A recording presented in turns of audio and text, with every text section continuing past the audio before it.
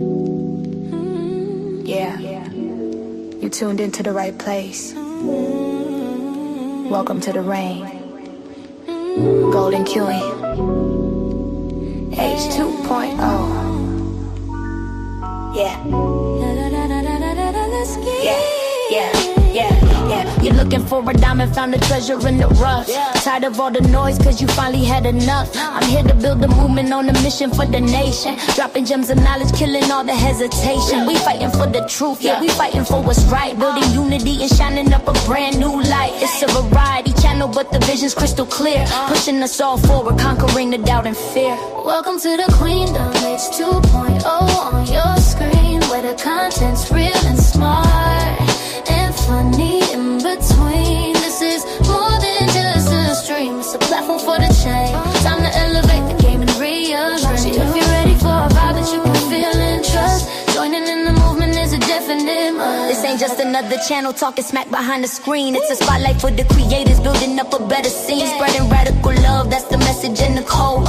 Helping everybody carry up a heavy load. From social justice issues to the laughter that we need. Planting seeds of progress, watch them grow from just a seed. This is authentic, this is raw, this is everything you saw. Welcome to the battle that is truly being fought. Ooh, so come with your respect and see the real effect. Cause I protect my own right here on the throne.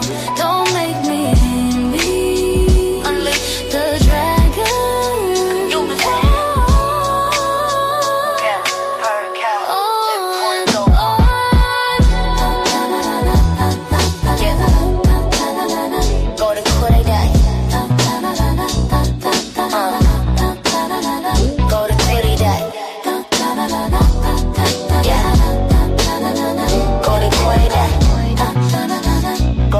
Subscribe, ring that notification bell.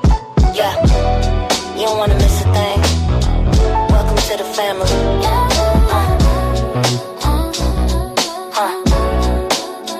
Yeah.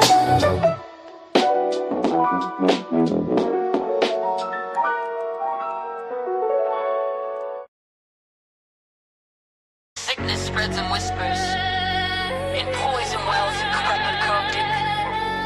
But a community with a strong immune system develops its own antidote. This is the cure. Listen.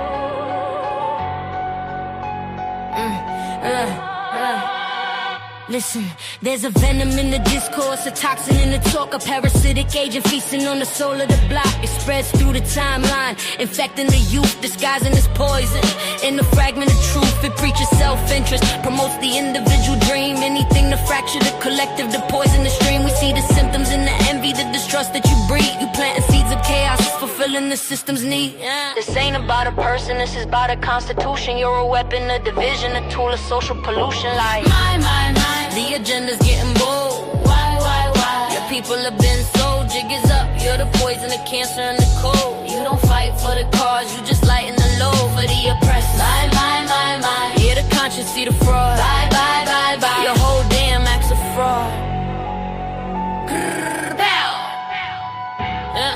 You're a symptom of the sickness, a tool of the trade. For every conscience that we take, you pull us from the shade back into the darkness. Fighting sister against brother while you collect the profits, then go poison another. You weaponize our trauma, you monetize our pain. Tell us to tear each other down for your temporary gain. You speak the language of the people with the motives of the state. Asleep, a cell of selfishness designed to make us hate. But the body's getting stronger, the fever's starting to break. We can finally see the difference between what's real and what's fake. Like My. the agenda's getting bold. Why? Your people have been sold. Jig is up. You're the poison, the cancer, and the cold. You don't fight for the cause, you just lighten the load for the soul. My. Hear the conscience, see the fraud. Bye. Your whole damn act's a fraud.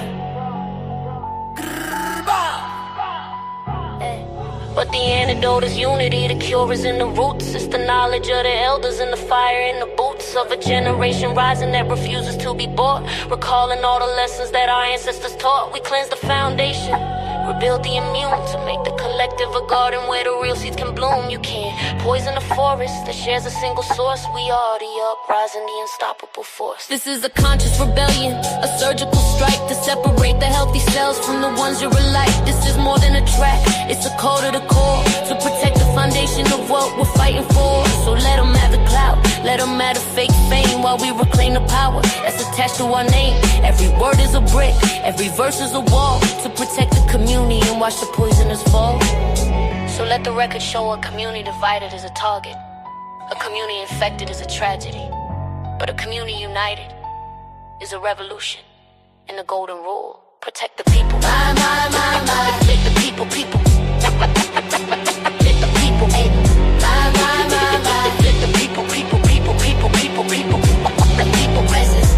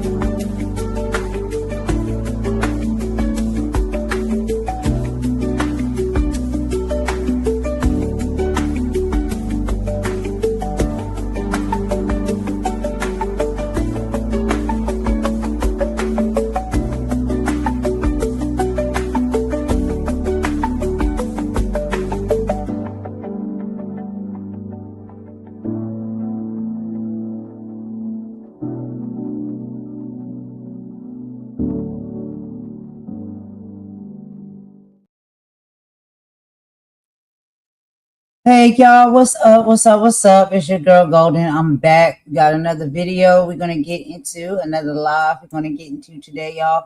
And of course, per usual, yes, it is political updates, a lot that is going on there. And then we have some celebrity things that we're gonna bring to the forefront as well. So I hope you all are having a great day. It is about 12:50 p.m. here on a Thursday, Eastern time, in the Carolinas in the United States. And the weather is pretty nice outside, y'all. The sun is shining pretty bright. Y'all know I love when it's the sun shining day. It makes me feel really good. It really charges my energy up.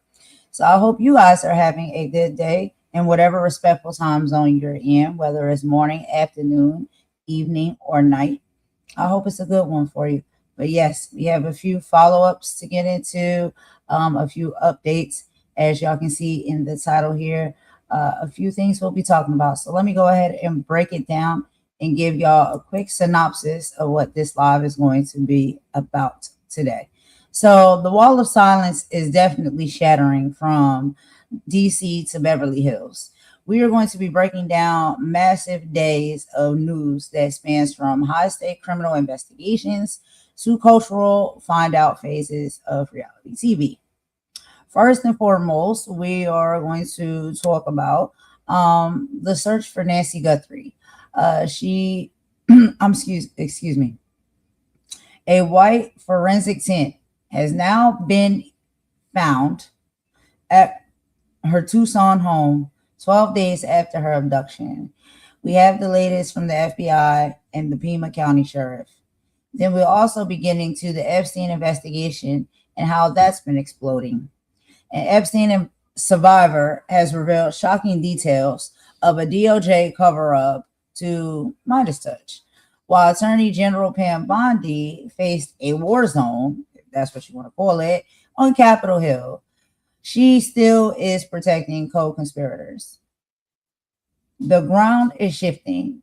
Andy Beshear and Harry Dunn join forces as GOP House revolt is researching a fever pitch. Is the news Trump feared most a loss of party control, or is it actually becoming a reality? And finally, when it comes to our cultural stuff, okay, we're going to be playing, from none other Reese Waters, and how he has been, doing an excellent job with the video that he created, speaking about Bad Bunny And he just brought that to his FAFO season. But it is wrapped around the Real Housewives. Is this era of scripted protection for the Bravo elite officially over or not? So we're going to be getting into all of these topics on this live today. Okay. So as far as the white tent at Nancy Guthrie's home, let's get real serious here. This is heavy news. In the search for Nancy Guthrie, the mother of the Today Show host Savannah Guthrie, it is now day 12 since her abduction from her Arizona home. Today, a white forensic tent was erected over the front door, the same spot where the blood splatter was found. Authorities are now asking neighbors to check their cameras for two very specific dates, January 31st and January 11th. Savannah just posted a beautiful tribute saying that she will never give up.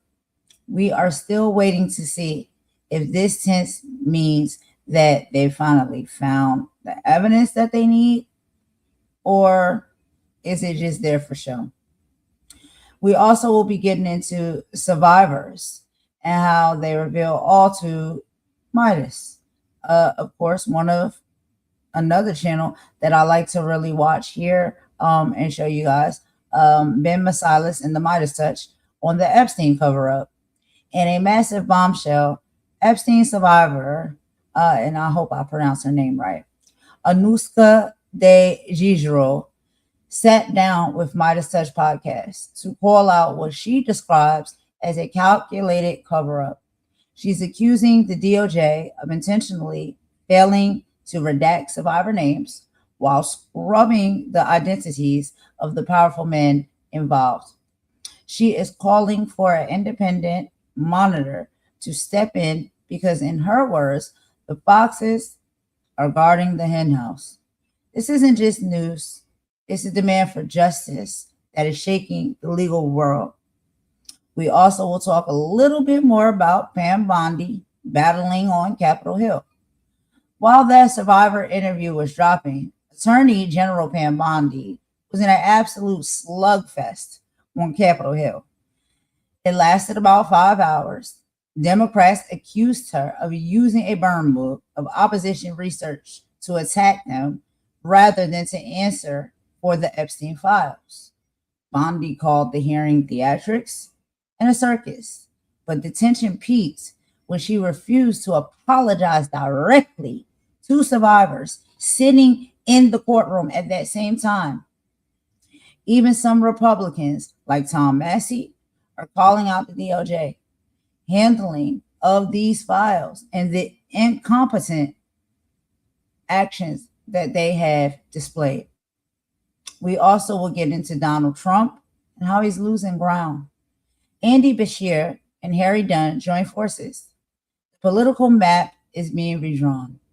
Kentucky Governor Andy Beshear and former Capitol Police Officer Harry Dunn have teamed up, and the Democracy Defender Coalition is gaining steam. Polling shows Trump is starting to lose ground with those key moderate voters who are exhausted by the constant DC drama. When you see a popular Democratic governor and a national hero like Dunn standing together, it's clear they are building a bridge for voters who are looking for a way out of this chaos. And then we'll also talk a little bit about Trump's resignation news, the House revolts. There is a tiny but mighty rebellion happening right now in the House. Right now, that has the White House on edge. For the first time, we saw a group of House Republicans break ranks to vote with Democrats to stop Trump tariffs on Canada. This is a revolt. The president feared a lot. While some are still defending the cabinet, the fact that GOP members are starting to vote against signature policies shows the dam of the support. Is it finally starting to leak? We will see. People are starting to ask, how long can this hold? And in celebrity news, y'all, Bad Bunny brings a FAFO season to Real Housewives. Reported by none other than Reese Waters. We're going to be talking about culture. Reese Waters is breaking down how Bad Bunny just unshared an FAFO season for the Real Housewives, following his massive Super Bowl performance and his refusal to stay quiet. The fans are now applying that same accountability to reality TV. People are tired of the fake, protected storylines on Bravo. The audience is demanding the find out phase for the stars who have hidden behind scripts for years. And Reese says, if Bad Bunny can be the real on the biggest stage in the world, why are we settling for less when it comes to the Housewives on Bravo? So yes, y'all, we will be getting into all of these topics in these videos here on this live today. Let's go ahead and tap into our first one. And yes, it is from Fox News because you know over here we like to be fair. And so we will hear this report from Fox News. And in this report, we will be talking about this white tent that has been set up at Nancy Guthrie's home. So let's go ahead and get into it. And per usual, I will meet y'all in the chat.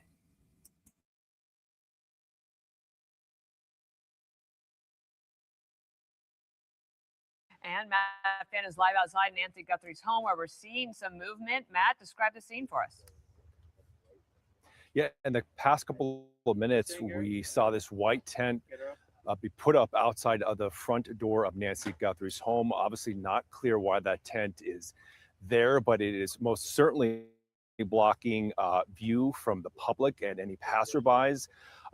We imagine there might be some activity happening inside of that tent, which is directly in front of Nancy Guthrie's home. Of course, that doorstep has now become such a critical element of this investigation because we have seen that masked figure right outside of that front door. Also, the blood drops leading from the front door down the sidewalk to the gravel driveway. Perhaps the tent is protecting that blood and the evidence from the sun, or perhaps there will be ongoing investigations that they want to keep a little more discreet underneath that white tent, but it was just put up moments ago. We'll be sure to keep you updated on any activity going in or out of that tent. It's clear to us on the ground here right now that investigators have really been focusing on the area in and around Nancy Guthrie's home, meaning foot searches on the ground, also over at Annie Guthrie's house as well. Over the past couple of days, our crews have seen foot searches, grid-like searches, all times of the day. Morning, noon, and night. In fact, just this morning, really only a couple of hours ago, one of our crew members saw the Pima County Forensic Unit searching a major thoroughfare around here, Campbell Avenue, taking pictures on Campbell Ave. And that was about a mile away from Nancy's house. And then yesterday, investigators found a black glove also on Campbell Avenue, which is a busy street that feeds into Nancy's neighborhood. Then that glove could be the type of clue that could offer critical DNA evidence. And of course, the Nest Cam video that was released outside of Nancy's front door shows that masked figure wearing dark gloves. The surveillance video was released on Tuesday, but so far the FBI has not released a description of the person in that video, meaning estimated height and weight. We're told law enforcement is working on that description, but that ultimately could help the public narrow down exactly who they're looking for out here. So back live outside of Nancy's house, we will keep you updated on the ongoing investigation and developments here in the Tucson area. Back to you guys. Thank you, Matt. Phil? Dana, I want to take you over. Sorry, I thought we were going to play a soundbite there. My bad. Come on over here. We'll get to that soundbite momentarily. All right, Nancy Guthrie's house is right here. Okay, I want you to show you the location for where that glove was located. I'm going to give you 3 different ways to get there, all right? And it takes no time at all to get from her home, all right? It's 1.5 miles if you fly like a bird. It's 4.5 miles to Annie Guthrie's house if you do the same. But all these roads are such a winding tapestry in this neighborhood. Must be beautiful in the southwestern part of America, but you can go up this road and find your way to that glove location. You can also go this way and find your way. You can also take the shortest route, which puts you here as well. All three routes, about a mile, mile and a half, 3 minutes, 4 minutes, you're there. It's only stop signs, no stoplights. It's not far at all. So keep that in mind about this location, whether or not that's significant. This is the glove. The New York Post had a crew there when they found it yesterday on the side of that road. And this is the neighborhood, the tapestry of roads that I described. Everything in yellow on the outside, those are the main roads. Everything in green is just this windy road that takes you, it looks like a tree branch, right? Several tree branches throughout the area. Nancy's home's here. The glove was found there, and we'll see whether or not in the end that makes a hill of beans momentarily. But for more, I want to bring in the NYPD Inspector Paul Morrow, who joins us now. Dana. Paul, good morning to you. So we're day 12, and yesterday morning we had this news from Harvey Levin saying that they had just received a note from somebody who says that they know the kidnapper asking for a Bitcoin. Later on in the day, we get this report that there's one glove found. Now, this morning, we see the tent outside the house. Based on your experience in terms of investigations, like, where do you see this on day 12? Is it slowing down, gaining momentum, about the right amount of time being spent in each place? Your expertise means a lot to everybody listening, so we'll turn it over to you. So, Dana, one thing about investigations, they have peaks and valleys. And right now, I would characterize it, despite the fact that we've had a couple of things that could be significant, I think we're in a little bit of a valley. Now, that doesn't mean that the case has gone cold or that no progress is being made. And just let me explain that, you know, in the past, people got very used to the idea, the first 48, we've all heard that. And that was because the forensics were very, very different. You were working with fingerprints and things that came back much more quickly. You either had a match or you didn't. And you also did that off of interviews and things like that. These days, there is so much digital dust floating around out there that people leave. Never mind things like the fact that cars all have GPSs. These cars are rolling computers. They link to each other. They link to OnStars, things like that. People have dash cams. The point is, there's a lot of stuff that has to be gone through. And you and I worked the Kohlberger case together. And I remember being out there in Idaho when a lot of people were saying the case was cold and making this point, and then it was 6 weeks later. People forget it was 6 weeks before they buttoned that case up. They did it in the way that I'm describing. So could we get a break any day? Sure, we could get it today. And Kesh Patel does say they're making progress and that they're looking at a few people. But I would just say at this point, we may be into the analysis portion. What's upsetting about that is, of course, Nancy is still out there. Do you have any thoughts as to why investigators seem to keep returning to Annie Guthrie's home? I really don't. I know that there have been various tips coming in. As a result, I think they're pursuing those, but I don't see it as all that significant. Click here to subscribe to the Fox News YouTube page to catch our hottest interviews and most compelling analysis. You won't get it anywhere else.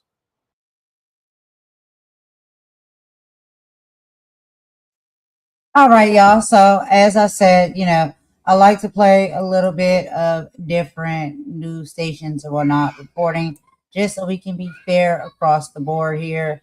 But we're going to go ahead and get into the next video. So the next one we'll be playing is going to be from none other than Ben Masilex, okay, over on the MeidasTouch network. And he's going to be talking about here on his live, survivors reveal all to Meidas on the Epstein cover-up. So let's go ahead and listen to this, y'all. Again, viewer discretion is advised and trigger warning. I know that some of these topics can be very triggering for people, but these survivors, these victims, they deserve justice. They deserve to be heard properly.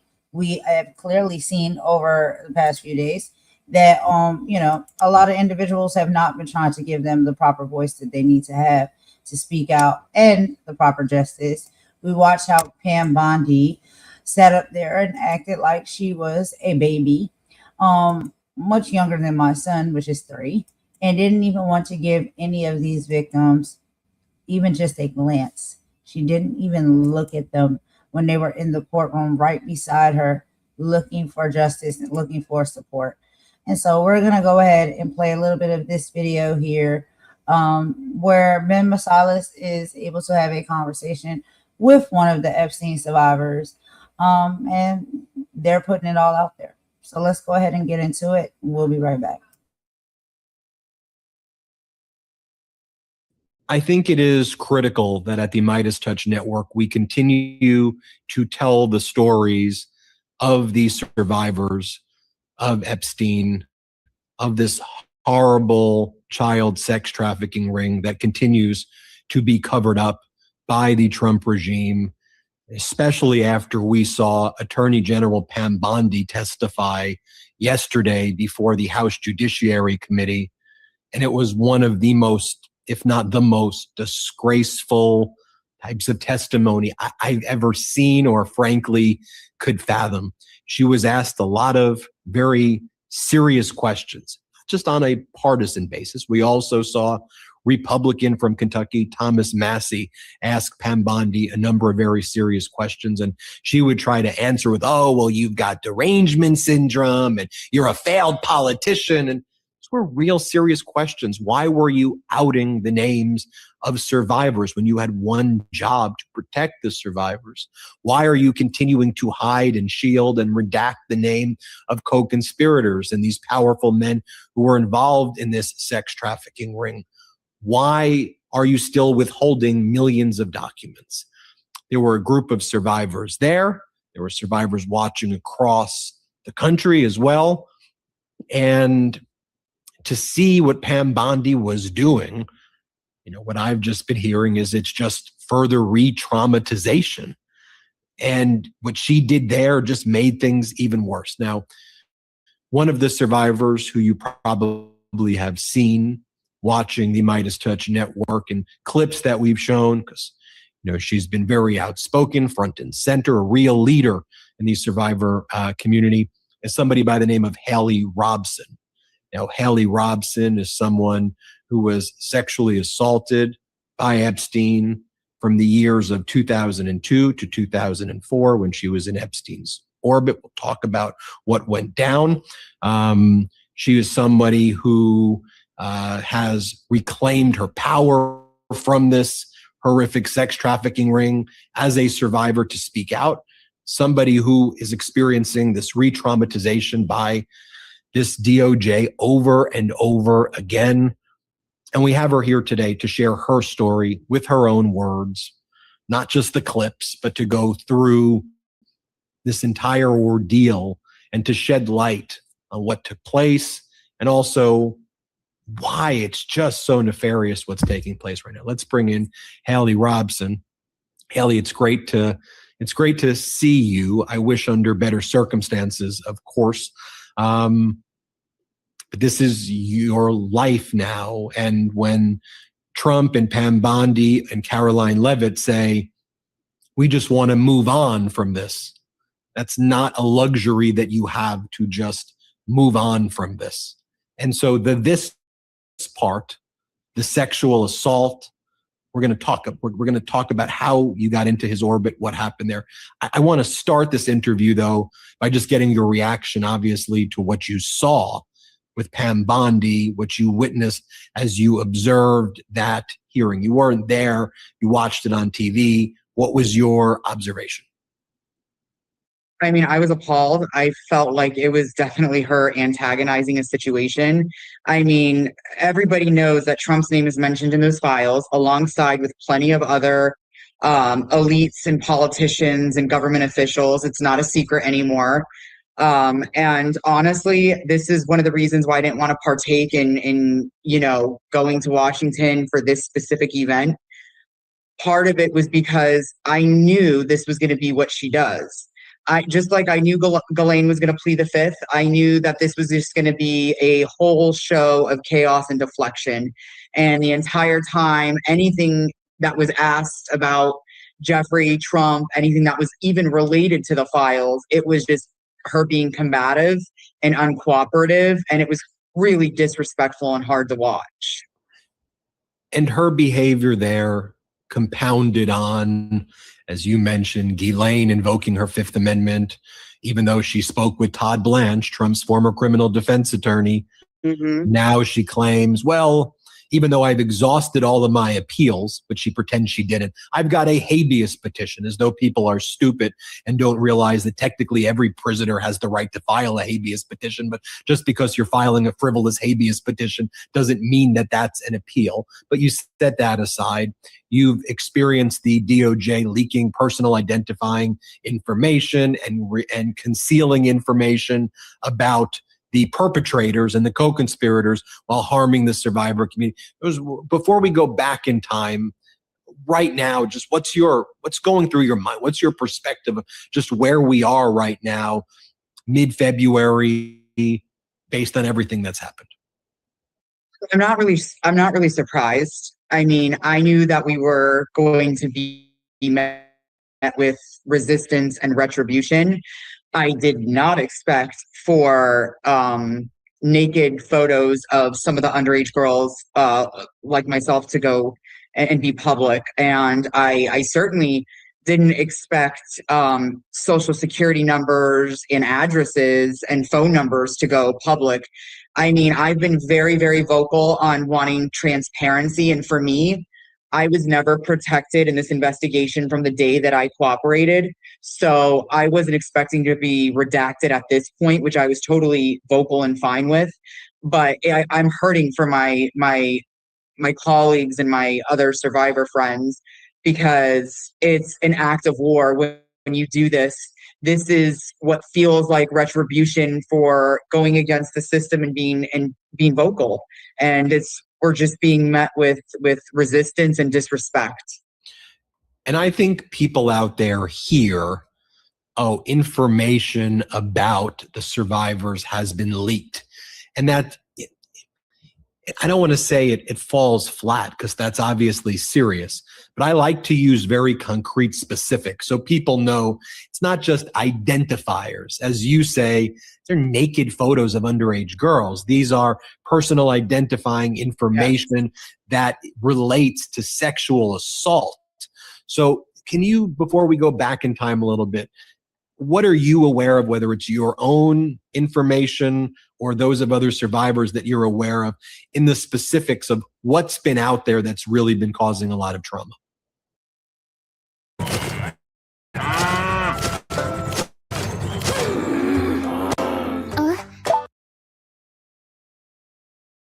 Well, I just said it. It's the naked photos or, abuse photos. Really, let's call it what it is. It's the child abuse photos that were released and leaked, that was made public, that really caused a lot of heartbreak. And just everyone was so scared, because if you have no boundary to release a photo of a child naked, and you're the government, I mean, it's just, this is why we feel it's deliberate.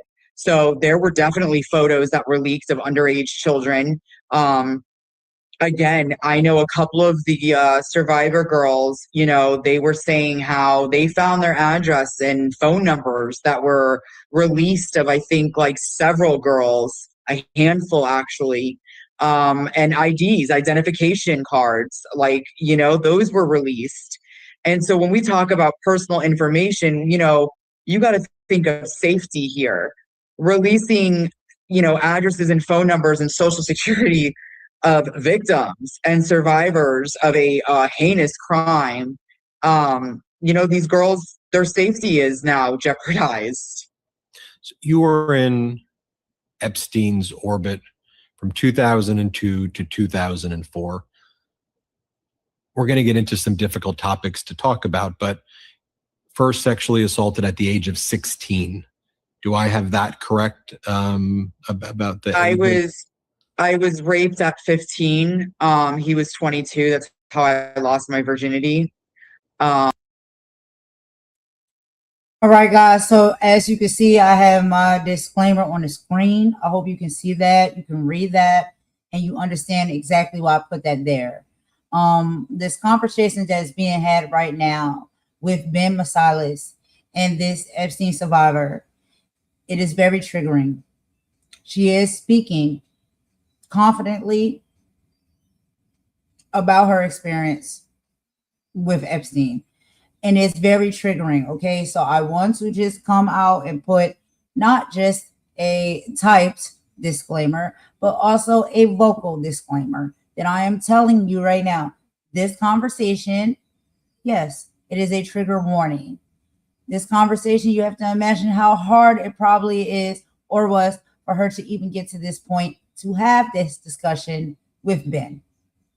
So we need to wrap our arms around this woman and give to her, even from a far distance, our love and our support and our strength, because it takes strength to sometimes come out and talk about these things and these experiences. It's not easy, and we know that a lot of times when these type of things are brought to the forefront and spoke about,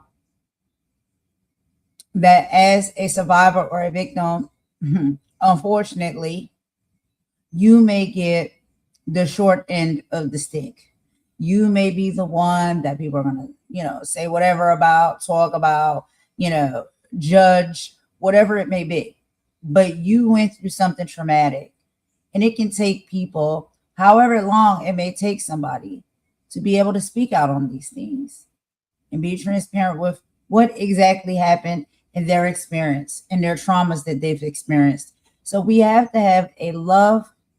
We have to have a consideration. We have to have a feeling of empathy and sympathy for some of these, for victims and survivors of this type of treatment. And so, y'all, that's what I'm just saying here. I have it on the screen. It is viewer discretion is advised. This is extreme trigger warning. But I also just wanted to come on the mic real quick just to say that vocally as well. And I want us to just wrap our arms around her, if we can, virtually, and send our energy out to her, and not just her, but all of now the survivors that are standing up and being so courageous to speak their story, tell their story, and they deserve to have the justice that they rightfully need. And we seen Pam wasn't trying to give it to him, now was she? But anyway, y'all, I just wanted to come and give that verbal disclaimer. Let's keep going. I'm so sorry if anybody has had experiences like this in their life, and this is something that maybe you can attest to, then you will understand what some of these survivors have experienced and been through. And if you have been through these things, my heart goes out to you. I am so sorry that you had those experiences. And I am hoping and praying and fighting and using my platform and my voice to bring to the forefront these stories and these reports of what has happened. Because I believe that anybody who has experienced anything like this deserves to have their story be heard, to be respected and understood. And they also deserve to have their justice when it comes for us doing the right thing. Doing the right thing when these type of things happen. Not sliding it up under the rug or the files. These people deserve justice. They have undergone traumas. Things that have happened to them at very young ages that they didn't ask for. They didn't sign up for. And when they tried to come out and speak about it, nobody wanted to believe them.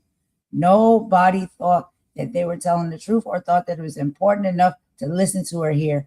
And now we're in a place where, yes, this is the time right now for these survivors to get their justice and tell their story and have their peace.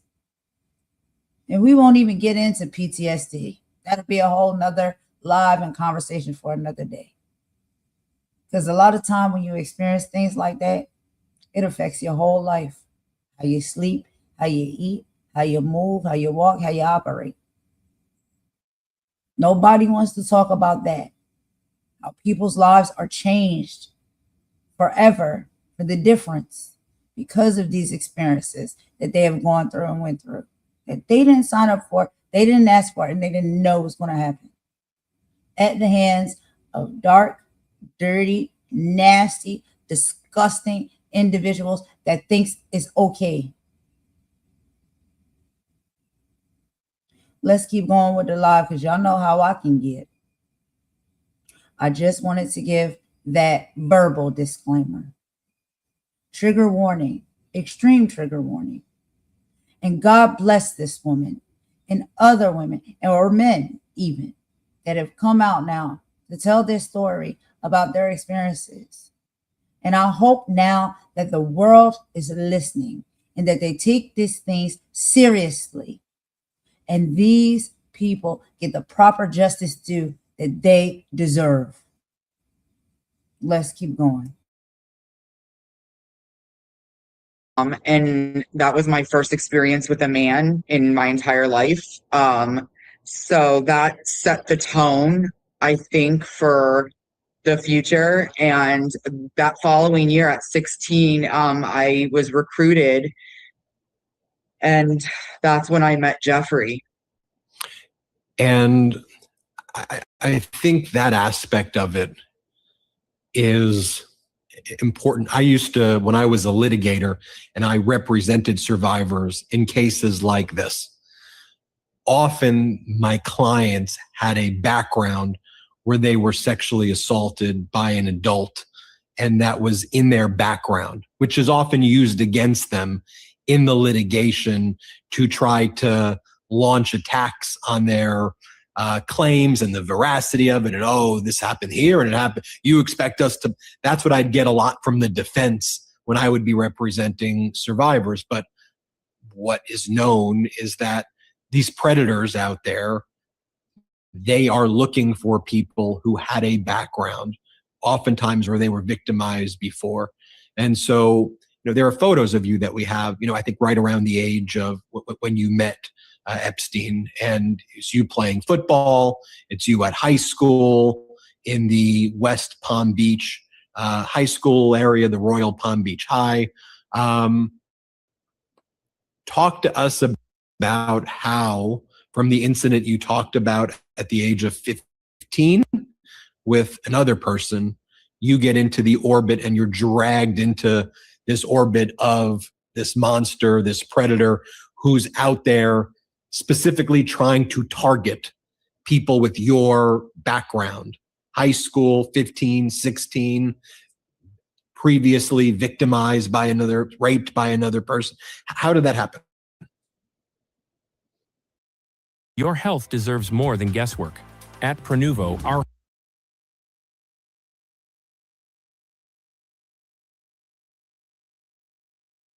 Well, ironically, when I met Jeffrey, I was trying to escape the rape. When I met Jeffrey, I wanted to leave West Palm Beach. I wanted to get out. And so when I was recruited by Tony Figueroa and another classmate to go to Jeffrey Epstein's house, I thought I was walking into somebody that was going to be able to help me. And it's ironic looking back on it now in hindsight. When you're an adult, you find the little red flags that you just completely missed as a child. But I met Jeffrey, and Tony Figueroa and I went to his house, and him and the other young girl told me that Jeffrey could help me, and he was looking for a massage for $200. And when I entered the side, kitchen door and went upstairs, his assistant brought me upstairs. It was not a massage. It turned into an hour of me being sexually abused by Jeffrey. And it was just the most insane experience. Looking back on it, I am so thankful I got out of there. While I was in the room with him, he, did things to me. He made me watch him do things to himself. I remember grabbing me so hard at 16 on my backside that it shoved me into the massage table, as if he was trying to pull me closer. And then he brought out some inappropriate sex toys. And that's kind of when I was like, what is this? Like, I never experienced that before. And it was terrifying. No, I'm not doing this. I'm sorry. I'm not comfortable with that. And I wanted to leave so bad. And I just remembering thinking to myself, if I run for the door, is it locked? And if I scream, is this room soundproof? Because all of the adults are downstairs right now and I'm upstairs with him alone. And it was a shower and a steam room and a bathroom inside the master bedroom. And I was just terrified. And he made me watch him finish and was so disappointed. After he finished himself, he was so disappointed and he just looked up at me and he said, listen, you're going to bring me a friend to come over and massage me or I'm going to sexually assault you. And at that point, I had already been raped. I was terrified. I had no idea what was going on at that point. I just wanted to get out. So I made a decision based off survival mode and agreed to bring a friend. And that's how it started. And I was in his orbit for 2 years. His assistant would call me every day. She would call me asking, Jeffrey wants you to come over with a friend. And no matter how hard I tried to ignore the calls and the text messages, it was consistently every day. And it took me 2 years. And when I turned 18, I did not feel good. I didn't want to deal with him anymore. And I was scared to leave. I didn't know what to do. And I just kept thinking to myself, this might be my opportunity to move out of West Palm Beach and get away from not just my rapist, but now Jeffrey. And so I did. Shortly after I left Jeffrey, I moved to Orlando. And when I left Jeffrey, and this is something that I am, and one of the reasons why I have been vocal on the Transparency Act is when I left Jeffrey Epstein, he called my house and spoke to my dad. And unfortunately, my dad passed away from glioblastoma December. So I couldn't even have a conversation with him at that time about Jeffrey calling the house because my dad at that point had already lost his memory and was struggling with his motor skills. When I left Jeffrey and moved to Orlando, I started stripping. All right, y'all. I'm just gonna go ahead and take a quick song break because this is very dark and it's very emotional, and it has now made me become emotional. She is emotional. I know other people may be emotional as well. And so we'll just take a quick song break and we'll be right back. As y'all can see that I am posting up here some helplines, whether they are websites or phone numbers that you can call if you need help, if you have experienced any of these traumas and experiences. And I'm so sorry for being emotional. I'm going to play a quick song break and then we'll come back. I'll be right back.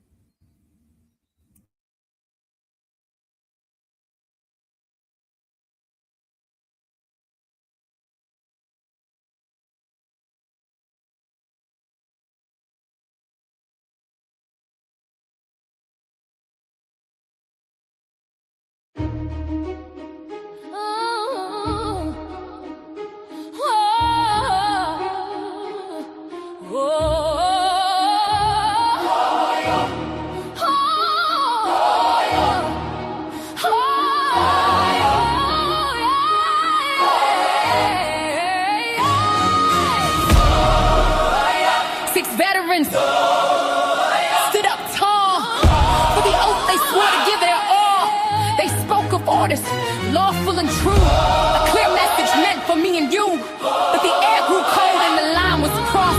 A furious price at any cost. A simple warning, clear and bright. Met with a fury late one night. The headline screams, chilling sound.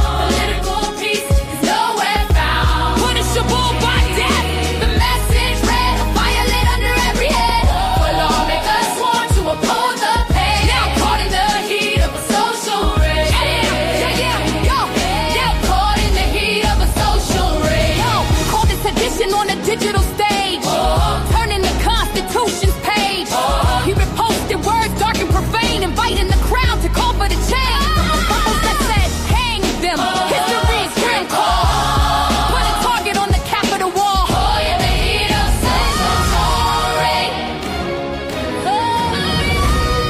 They bestest for greatness. And truth turns to lies. We see the danger reflected in their eyes. This isn't rhetoric, it's a terrifying shift. A line we can't let simply drift.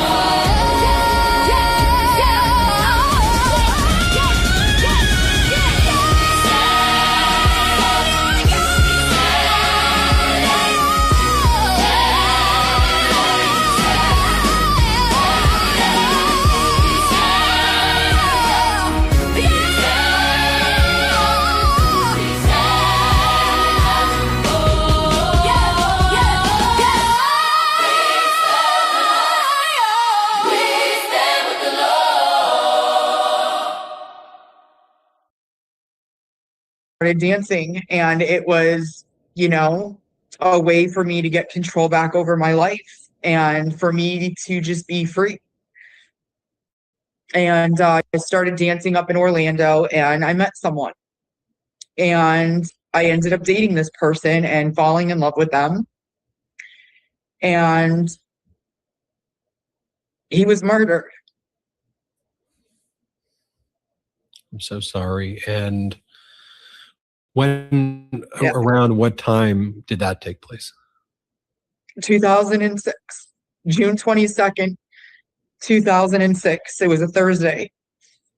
And I never really thought that Jeffrey could do something like that, or that it would be retribution for me leaving.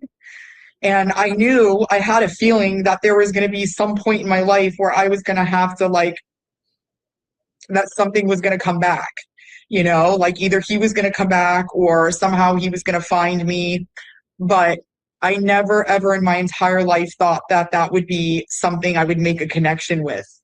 But as I'm seeing all these files release and the malevolence and evil that's in it beyond just the sexual abuse, I can't help but to beg the question of, am I like overthinking everything? Is that a crazy thought to have with everything that's in the files? And it kind of brings in that conspiracy theory that I've tried to not connect.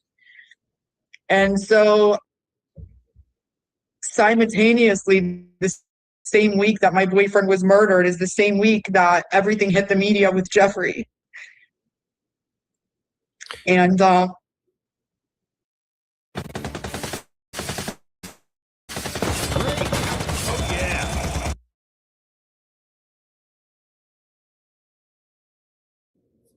so I lost my boyfriend.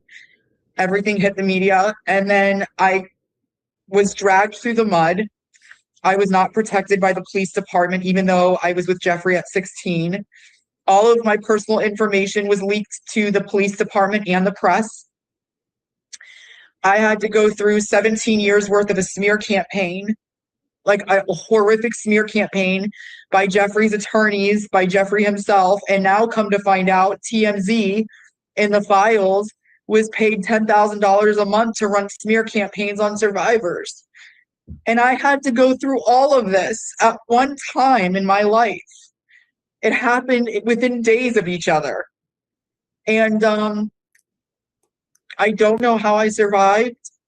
I don't know how I was able to keep a level head and keep a job and you know, be a mom, but it's been horrific leading all the way up till today. And what the DOJ is dragging us through and what our government is re-traumatizing us for. It's literally being sexually assaulted all over again. Did they ever find who was the murderer of your boyfriend at the time, or has that always remained a cold case, if you will? It's a cold case. And after that took place, you referenced the first time Epstein was arrested, and that was arising out of information that was obtained. I think it started off as a fight in a high school between girls who were talking to each other or fighting with each other and saying, you're a prostitute and you're a prostitute. And then the school overheard it, and they found that one of the girls had $300. And that started the beginning of looking into it, but then it was kind of covered up by local police. Then there was some, I think, important reporting that was taking place. And so that the first time around when you're being smeared, that's in 2006, 2007, right around that period, because your name, talk to us about that period. And then let's fast forward to the more recent arrest before he died in August of 2019. So one of the girls that went with me to Jeffrey's house, she allegedly got into a fight at in high school. She got into a fist fight, I suppose, and her mother was called down to the office, and there was a whole argument and there was a whole discrepancy about where the money came from. And I think she finally honestly told her mom that I had brought her to Jeffrey's. And so that was the starting. Her stepmother was allegedly the one that called the police. And so that's where the investigation started. And that's where I was brought in for questioning, which is wild because if you see the video of the police questioning me, and there's also videos of the police questioning the other girls, the other victims, you can clearly hear that we tell them, well, we were sexually abused, or this is what happened, or with Jeffrey. And all of us had very similar stories of abuse. It was very consistent. All of our stories were very consistent with each other. And for whatever reason, the department, I don't know if it was the Palm Beach Police Department or if it was when the FBI got involved, but there was a lack of information at some point in a disconnect that happened, because you had the Palm Beach Police Department that was trying to do an active investigation, which ended up becoming federal because in 2019 he got rearrested. But when this whole thing started in Palm Beach Police Department, they're the ones that started the smear campaign. So when I got called in for questioning, you can see on the video that all of us have a very consistent story, but the police officers aren't listening. The detectives aren't listening. The detectives aren't acknowledging that we were abused. They're only acknowledging that we brought other girls to his house, not realizing that we were children when we did this. I was 16 when I started with Jeffrey, and I left when I was 18. And so that kicked off the whole court case in Florida. And then I had Acosta was the one that gave Jeffrey, or somehow worked out a deal with Jeffrey for the 13-month sentence, which allowed him to go on work release, where he was still abusing other women, where there were police officers standing outside while he was abusing girls, while he was supposed to be locked up. This is the most relaxing game in 2025.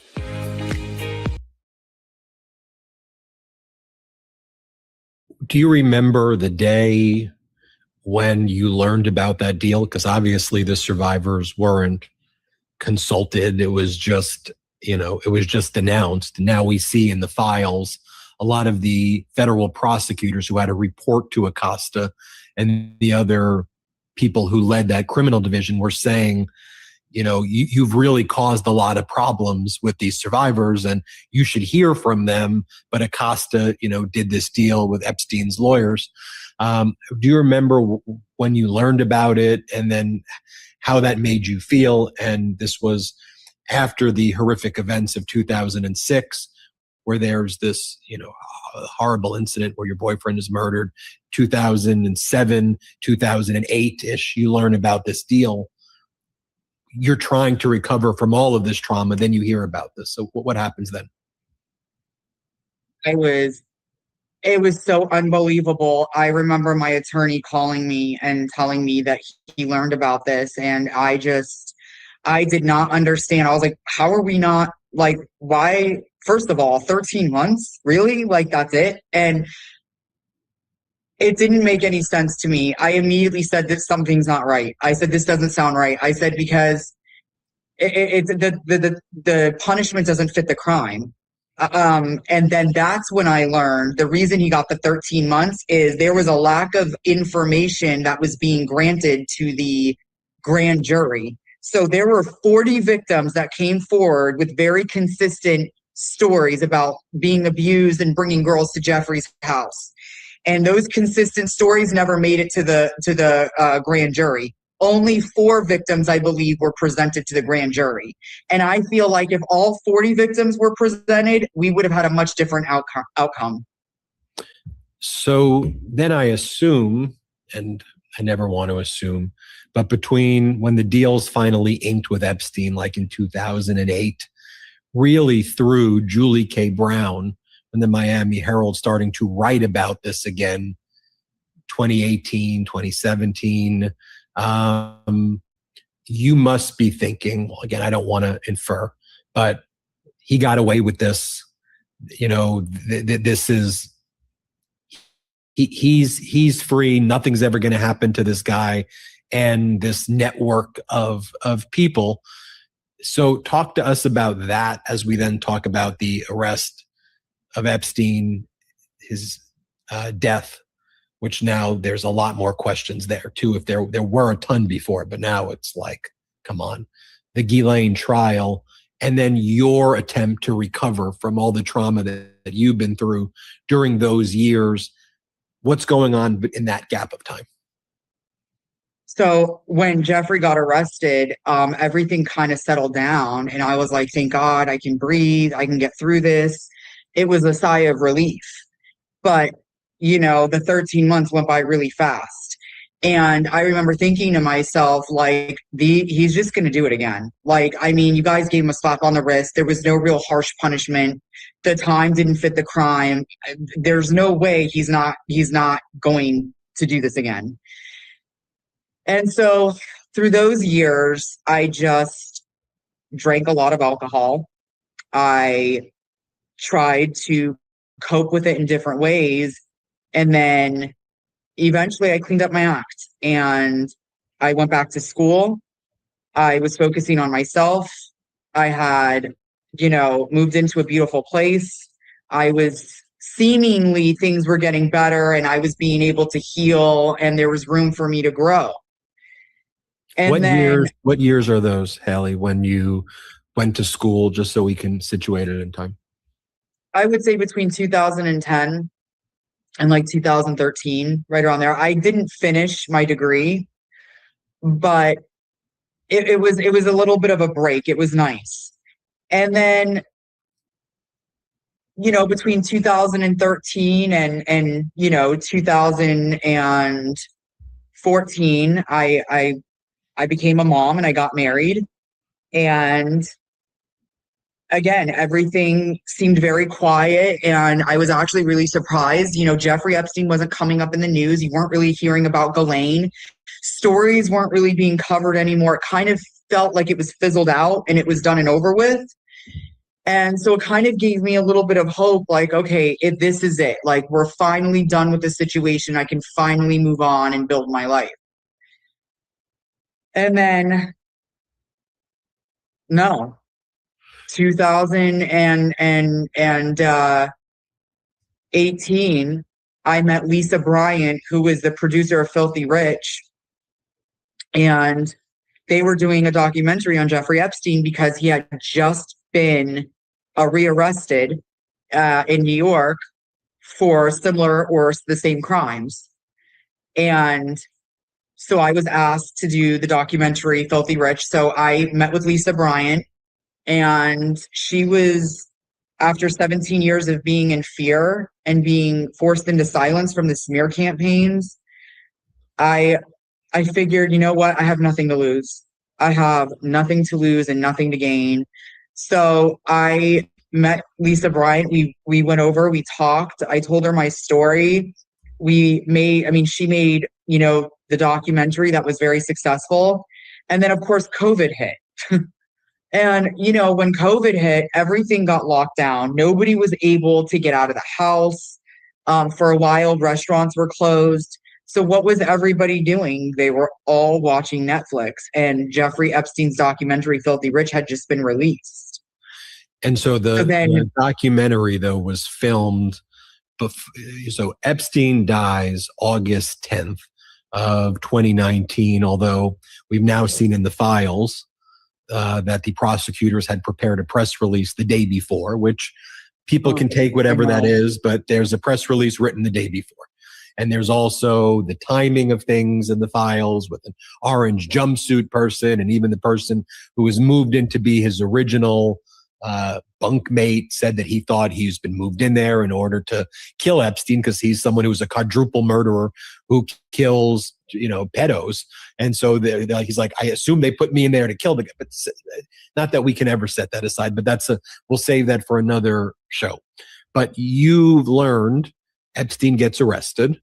You are filming this documentary, and then you find out that Epstein dies. And that it's being called a purported suicide. And this is before he's able to be brought to justice in the New York case. He wasn't even, there was barely any court appearances at that point in time. I mean, the case had not gone to trial. Talk to us about when you learned that he died. Why do the biggest names in dropshipping keep talking about the same platform? How to integrate a tool called AutoDS. The one I suggest using while dropshipping is called AutoDS. AutoDS is a great platform if you want to get real data on the product.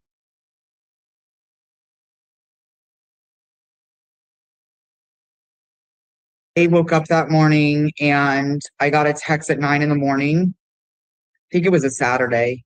And it was my sister texted me and said, I hope you find closure knowing that, Jeffrey's dead. And I was like, what? Jeffrey's dead? I was like, no, he's in jail. And then Lisa Bryant called me and we had a conversation, and I just broke down. I just remember crying like hysterically. And then I just kind of started laughing, and I'm like, you gotta be kidding me, right? Like, so he's never going to face justice because allegedly he took the easy way out, which I don't believe he killed himself. And it's very hard for me to believe that because Jeffrey is a megalomaniac. I mean, he thrived off control and power. He thought he was God, and he didn't think he was ever going to get caught. And so when somebody has that type of personality, it's hard for me to think that they would ever feel guilty or ashamed enough to want to kill themselves. I just don't believe it. I think he was murdered. But it was a very traumatic day that day because I felt every emotion. I felt sadness, happiness, joy. I felt emptiness. And then I just felt rage and anger for a while. And, it was unbelievable to find out that there were guards that fell asleep. And then you're hearing about the cameras that allegedly didn't work. And not only that the cameras allegedly didn't work, but that allegedly there was an incident a week or two prior to that where, again, he was trying to commit suicide and the cameras weren't working. And I'm like, I mean, that just doesn't sound plausible to me. I don't believe it.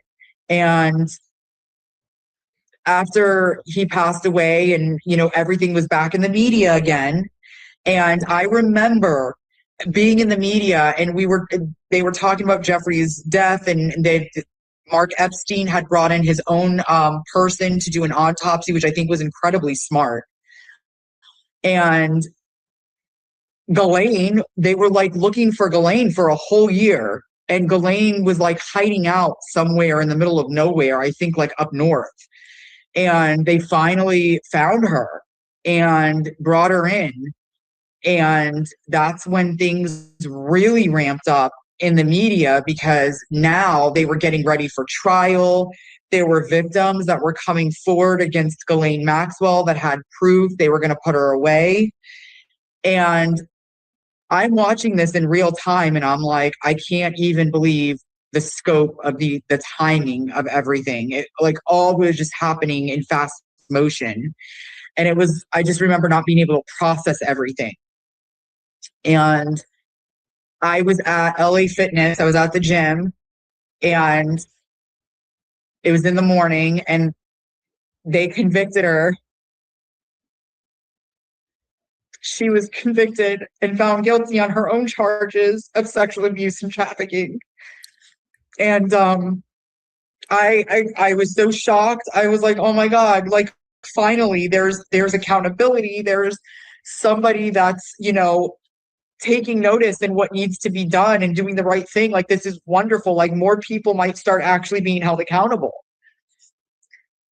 And it was all a lie though, because if you look at it now, in hindsight, what was the point? What was the point of making Anuska DeGeorgia and some of the other girls testify? Some of those girls aren't here anymore. Some of those girls, it cost them their life to testify against her. And to sit around and convict her and get 20 years, which is not even deserving. She deserves way more than 20 years.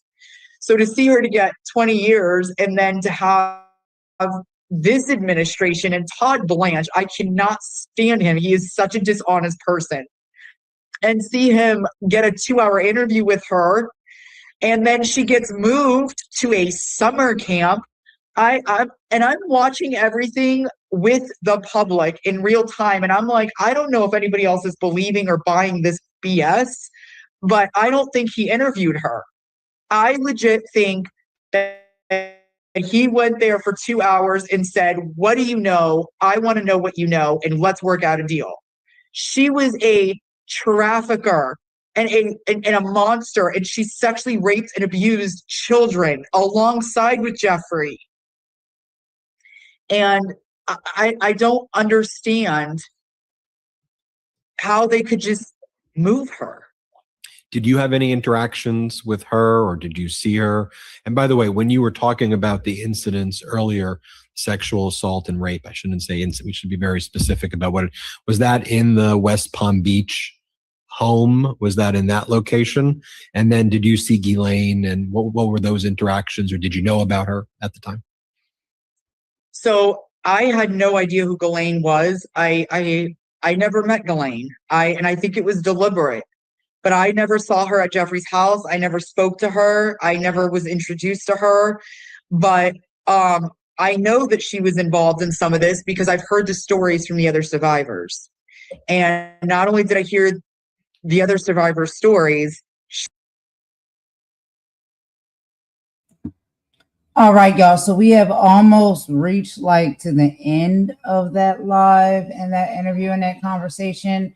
And I do want to play it all, but I do have a few more videos that I got to play for you guys.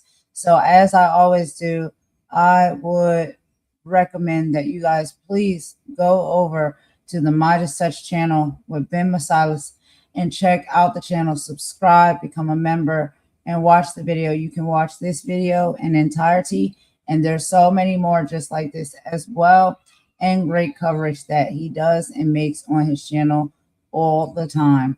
So you guys, please go over there and follow that. We're going to take a quick song break. And once we come back, we're going to move forward because we got to talk about Pam Bondi battling on Capitol Hill and how Donald Trump seems to be losing ground. So we're going to move forward with that. And I know that's also going to be a relief maybe for some that may be listening or watching. It is very triggering. It's triggering for me. It's very hard for me to listen to and watch. And like I said, my prayers and my arms are going out and around a lot of these victims and survivors of this type of treatment at the hands of these monsters. And we're going to call them exactly what they are here on this channel. They're monsters. and they have been nasty work, and they have done people dirty, and they're trying to slide it under the rug and act as if it didn't happen. And so I'm glad that the truth is coming out. I'm glad that these survivors finally get to tell their story, get to be heard and seen. And I'm hoping and praying that justice will rain down in the proper way that it deserves to when it comes to these nasty pieces of work. Anyway, y'all, let's take this song break and we'll be right back.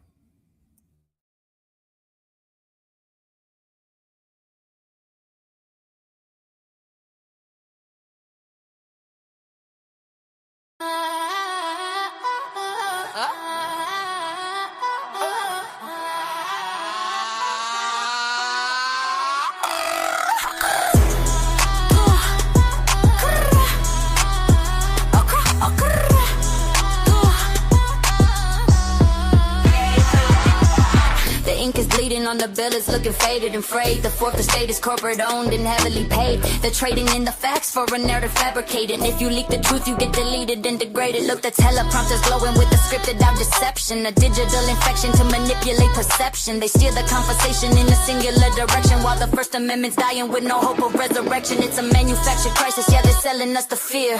Whispering the lies until it's all the people here. They call it fact-checking just to keep the vision blurry while they bury every whistleblower in a frantic hurry. Silence in the streets, silence in the booth. A total moratorium on anyone with truth. They're tearing out the pages, yeah, they're burning down the fence. A war against the people and against our common sense. It's the sound of the silence.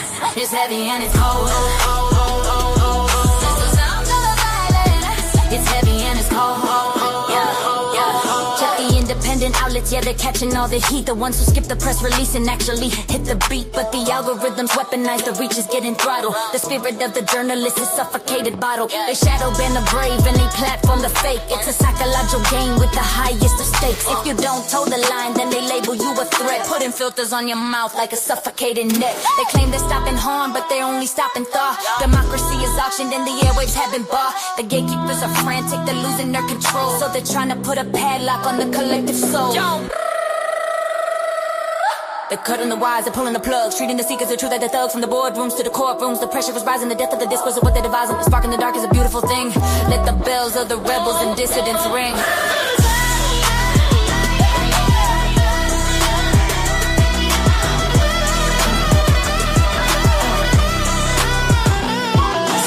Price of peace if the cost is your tongue. The songs of the ancestors are waiting to be sung. They want us quiet, compliant, and staring at the floor while they're locking up the exits and they're bolting every door. But the truth is a frequency they can't fully jam. I'm a man with a mind, I'm not a ghost in their program. No more silence. The loudest thing in the world is the truth they try to hide. Keep the mic on, keep the eyes open. Keep the eye color silent. Keep the eye color silent. Keep the eye color silent. It's the sound of love.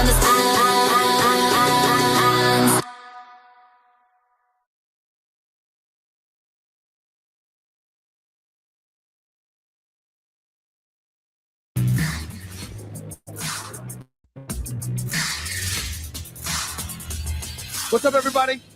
Welcome to the latest edition of The Straight Shooter with yours truly, Stephen A. Smith, coming at you every Wednesday night from 6 to 8 p.m. Eastern Standard Time over the airwaves of Sirius XM, POTUS Radio, channel 124.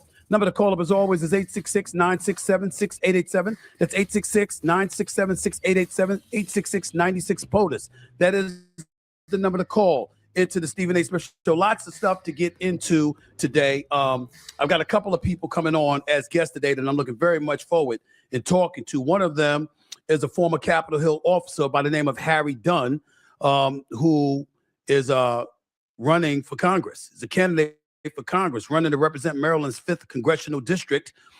He's coming on to the show. And of course, Governor Andy Beshear out of Kentucky, twice elected governor of the great state of Kentucky. They'll both be on the show today. Lots of stuff to get into with them. Obviously, January 6th affects Harry Dunn tremendously. So he's one of the officers that survived that insurrection. That's what I call it. That's what most sane people do call it in this day and age, because we saw what we saw over television. We saw it live, and we know what it is. In the case of Governor Beshear, there's a lot to get into in terms of the Governors Association, in terms of some things going on with ICE, along with other comments that he has made publicly, and get his feelings about that as well. Again, 866-96-POTUS is the number to call up. Interesting day. Breaking news over the last few minutes or so. And that breaking news essentially involves the fact that the House of Representatives in the United States narrowly passed the Save America Act in a 216 to 215 vote, mandating voter ID and proof of citizenship for federal elections. Okay. Apparently, rumors that Representative Thomas Massie cast the lone Republican vote against it is something that he's challenging, or at least he clarified. He said it's a false rumor that I voted against the Save America Act today. I'll vote for it when it comes to the floor. I voted against a quote unquote rule that allows it to get a vote, etc. But that's what it is. So it's going to pass, the Save America Act. And for those of you who don't know, the Save America Act, or the SAVE Act, most commonly refers to today to the Safeguard American Voter Eligibility Act. It's a controversial proposed U.S. federal law focusing on changing voter registration requirements, essentially. That's what this comes down to. The Republicans are for it. The Democrats are adamantly against it. And you have what you have. That's one of the problems that's going on today. One of the other problems was Department of Justice, Attorney General Pam Bondi. She was on Capitol Hill just going at a bunch of people, okay? She wasn't messing around because obviously she was live on Capitol Hill facing questions about the Jeffrey Epstein files, the 3 million pages that were released by the DOJ and the Trump administration, the fact that so much stuff was redacted, and that more stuff hasn't been released. Well, needless to say, she wasn't going to take the criticisms lying down. So for those people that haven't heard, Pam Bondi, the Attorney General on Capitol Hill, testifying against congressional representatives, you need to listen to it. Griff, take it away. Give me the first one, please. Like former Prince Andrew, Donald Trump attended various parties with Jeffrey Epstein. I want to know, were there any underage girls at that party or at any party that Trump attended with Jeffrey Epstein?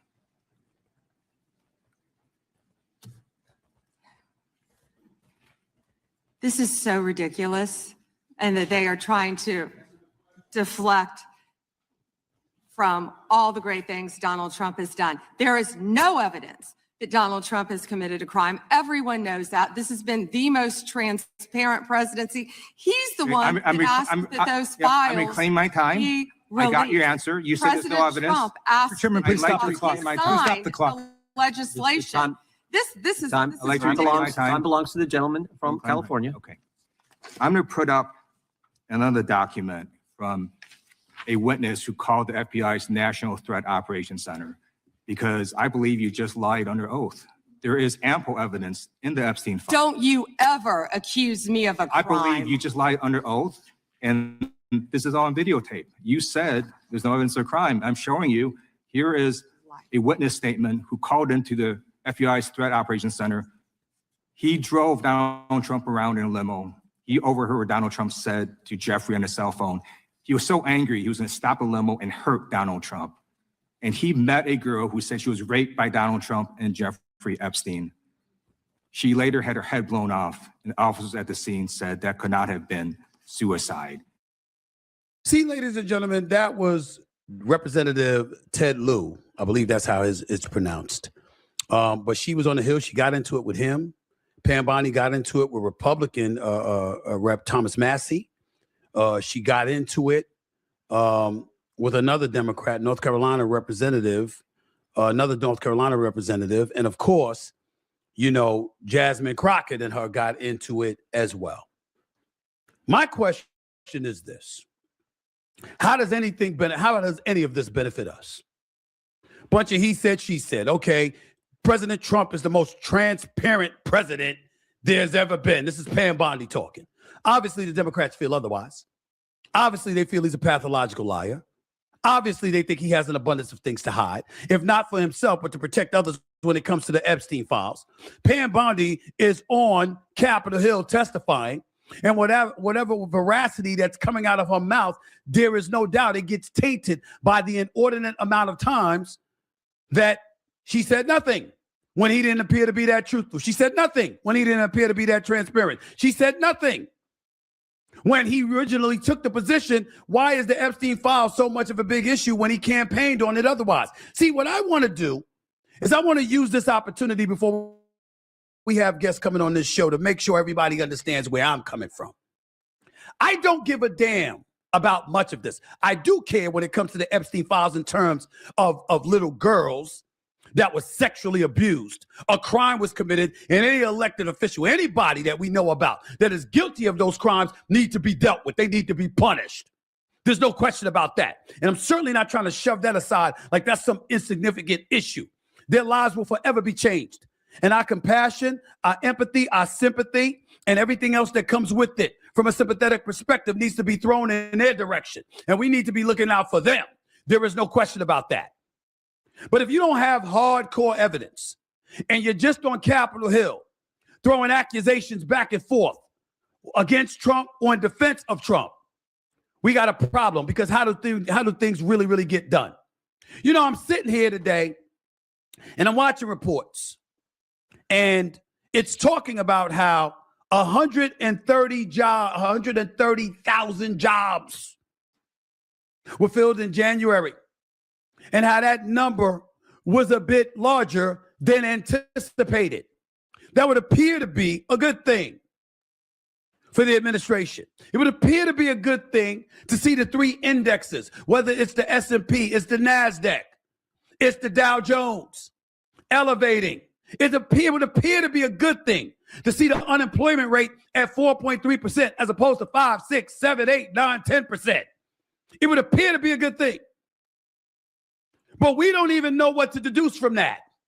I've got a governor coming on at the top of the hour, and I don't know what the hell he's going to say about this. If it falls in line with the rest of the Democrats, what we're going to hear is, you know what? What they got to do with the price of gas? What they got to do with the price of groceries? What they got to do with people paying their rent, their mortgages, etc. That's what we're going to hear. Damn, we're at a place right now in our society, we don't even know what to define as success. We don't even know what to define as positive, because the two sides are so polarized that nobody knows whether to consider something to be a good thing or a bad thing.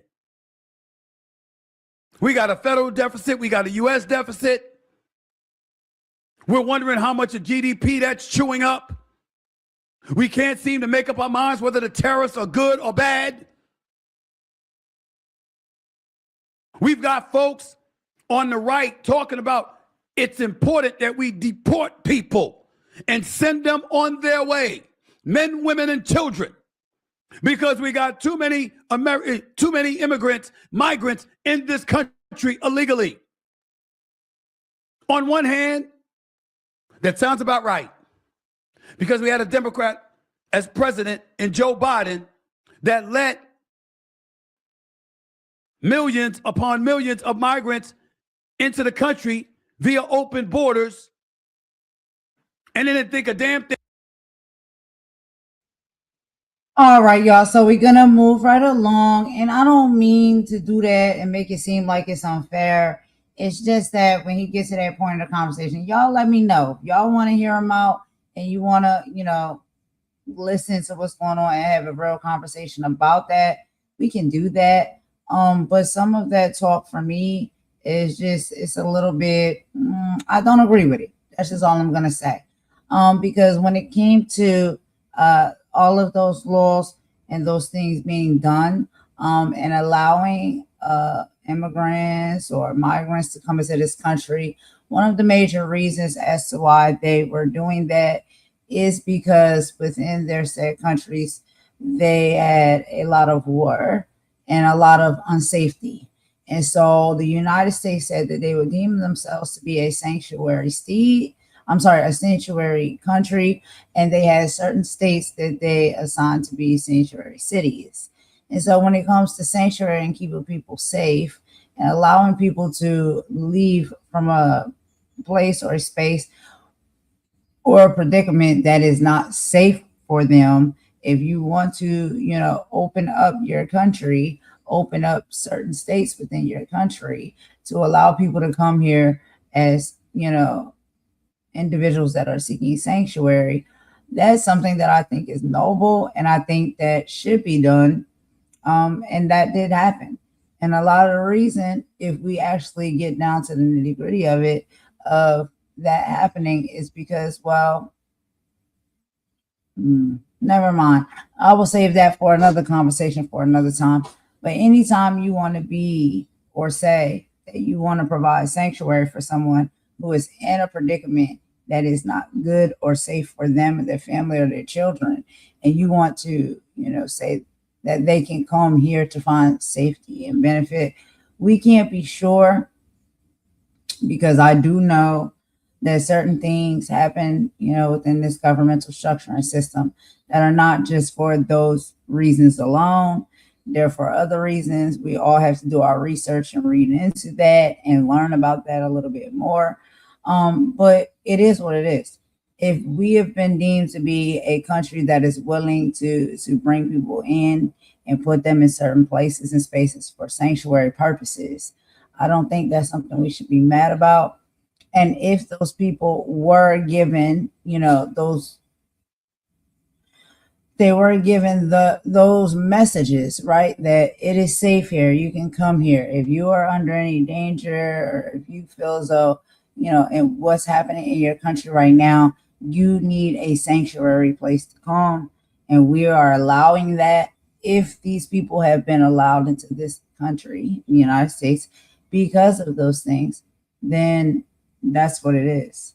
So to turn around now and all of a sudden say, you don't belong here, you shouldn't be here, no one invited you, that's not true. There were some of these people were invited. Some of these people were allowed in to come in for sanctuary purposes. And now all of a sudden, under a new administration, now it's like, okay, well, we don't recognize that. We don't feel that way. And you need to go back home where you came from. And that's what a lot of it is given.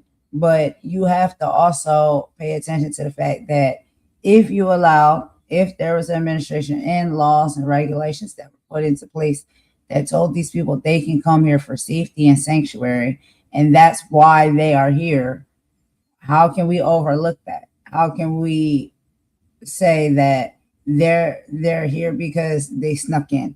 Not everybody snuck in. A lot of these people were allowed in. And now that you no longer want them here because of whatever it is, you feel as though they're messing up or they're doing, or they're affecting the economy or the country in some type of way. Now, all of a sudden, you want to kick them out. But there's a lot of them that are here that were seeking sanctuary. And when they came to see said sanctuary, all of the things that they were required to do and the things that they desired to do, they did. That did bring a lot of benefit to this country, and a lot of cities and states within this said country, as they were holding sanction for the positions that they were in, which is sanctuary. They went to work. They was doing work. And then a lot of people, I understand, citizens of this country and stuff, feel a type of way because however these things play out, sometimes it's like sometimes, okay, they're here based off of sanctuary purposes. Maybe they may or may not be paying taxes. All of these things, like, these are the conversations that I've heard. These are the things that have come up that I've heard a lot of citizens have an issue with. Oh, they're here seeking sanctuary, and when they go to work, they're not getting taxed like we're getting taxed when we go to work. So we have a problem with them now. We want them out. I understand that, but give things and processes time. And I just don't think that we've had enough time with these processes, honestly, for a lot of stuff to pan out and work itself out the way it properly should, because there's too much hate and there's too much racism in this country and in this world, period. And so a lot of this, I think, derives from that. Okay. And there's a lot of jealousy, and a lot of people feel like there's unfair treatment. Oh, they're getting checks, they're getting paid. They don't have to pay taxes. They don't have to do the things that we have to do as citizens in this country.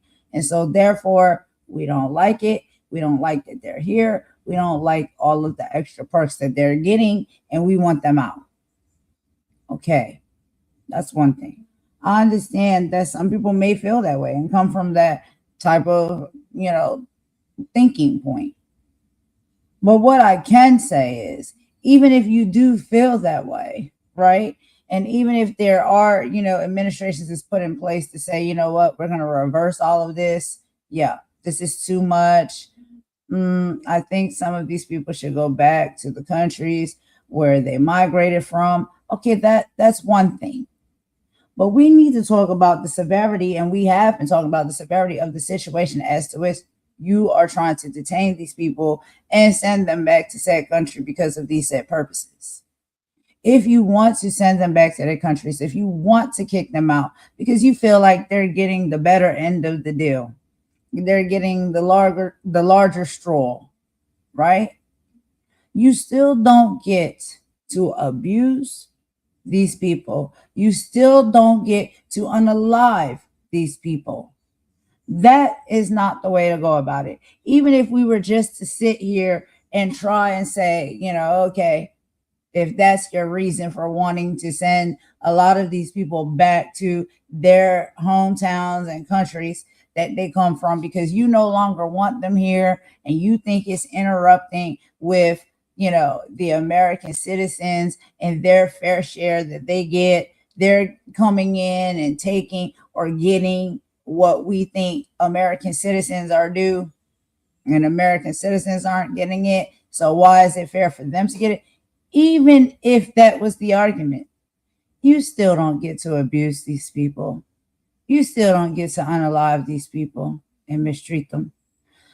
So, I just don't really know where anybody really stands when it comes to that, because I do believe there is a healthy portion of people, American citizens, that whatever, was born on this soil and born in this country, and they have seen or they have felt that immigrants or migrants that have come to this country are getting more benefits than what they get. They're getting, a better experience here than what they have had. And they're like, that is not fair because we're here and we haven't benefited from any of these things. We don't get those set experiences. We don't get those set benefits. So why do they get to come here and get them and have them? Because we're talking about sanctuaries now, like sanctuary cities and states. These are migrants that have been invited into this country because what was happening in their country was so terrible and the living conditions were so bad. Our country says, you know what? You can come stay here for a few days. You can come stay here for a little bit because we know it's rough in the country where you're at and the things that you're experiencing and going through. So come here. We'll provide you safety. We'll put you up. We'll make sure you're all right. There's a lot of American citizens that don't like that as well because they have been overlooked. They have been passed over and they have not gotten the just due and a lot of these type of benefits that some of the migrants are getting. And I understand that. But it is not the migrants. It is not them. It's not their problem. It is the government and the way this government is set up and what they choose to do and how they choose to do it. If citizens are getting overlooked and not getting proper health care, if they're not getting proper funding, if they're not getting assistance, if we're not even looking after the homeless citizens that are on the streets of America, but yet you want to take the money and the funding and your attention and put it on migrants, I can understand why some citizens may be upset. I get it. But I do not think that despite all of that, it is right for migrants that have been given a promise to make it feel like they have not been invited because they were. And I do not ever think that it is okay for migrants or immigrants to be abused, beaten in the streets, unalive in the streets. Because now you just know this administration says, no more. We don't want you here. You got to go. You're running the numbers up too much. Whatever it is your fight is or your plight is, we have to remember at the end of the day, we are human beings, all of us. It don't matter what country we come from, what language we speak, and what color our skin is. We are human beings, and no one deserves to be treated like that. So I don't know what is right. I don't know what's the right choice or decisions to make. Because I know we got citizens in this country that a lot of them voted for Trump and this administration because of this very thing. They wanted migrants and immigrants out of here. That's why they voted for them.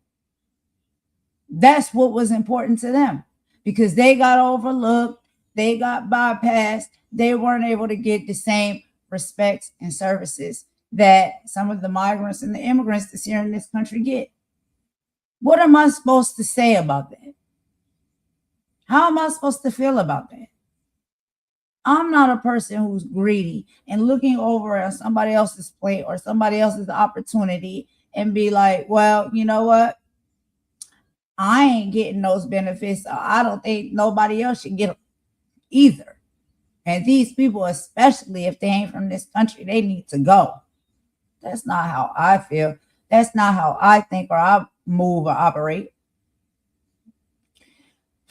Do I understand that in this country, even us as citizens in this country that might have been born and raised on this soil do not get our proper just due? I know that to be true. I do. I really do. But I mean, to what extent were you going to go to because you didn't get your proper just due? Then you look at other people as if they're just so disposable. This country was trying to help these people, some of them.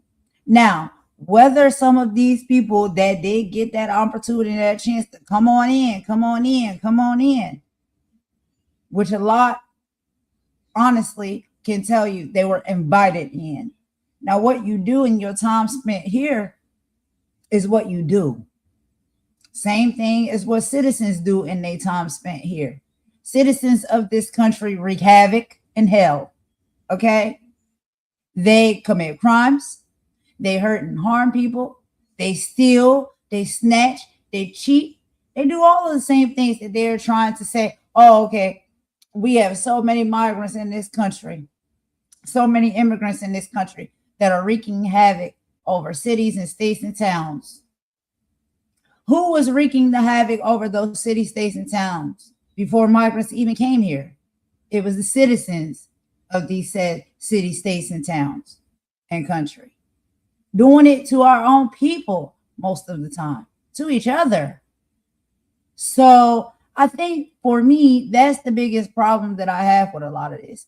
It's the hypocrisy for me, because you want to place all of this blame as to what is going on in this country on immigrants and migrants. But really, even before there is an immigrant or migrant situation or issue that y'all thought was big enough to bring to the forefront and talk about and complain about, you have to understand that the citizens of this country do these same things every freaking day in this country, in these cities and states and towns. And if it is a crime, and if it is so terrible for these things to happen and be done, are we holding everybody accountable the same way? Then we break it down, and then we have to go into the conversation when it comes to race again, right? Because even if you are a citizen of this country and you are in these cities and these states, the same person can commit the same crime but get two different outcomes. Are we not going to talk about that? Are we not looking at what is going on right now with the Epstein files? We got Epstein we had Weinstein, and there's so many more on the list, right? And then we know we was talking about the Diddy's and the R. Kellys, right?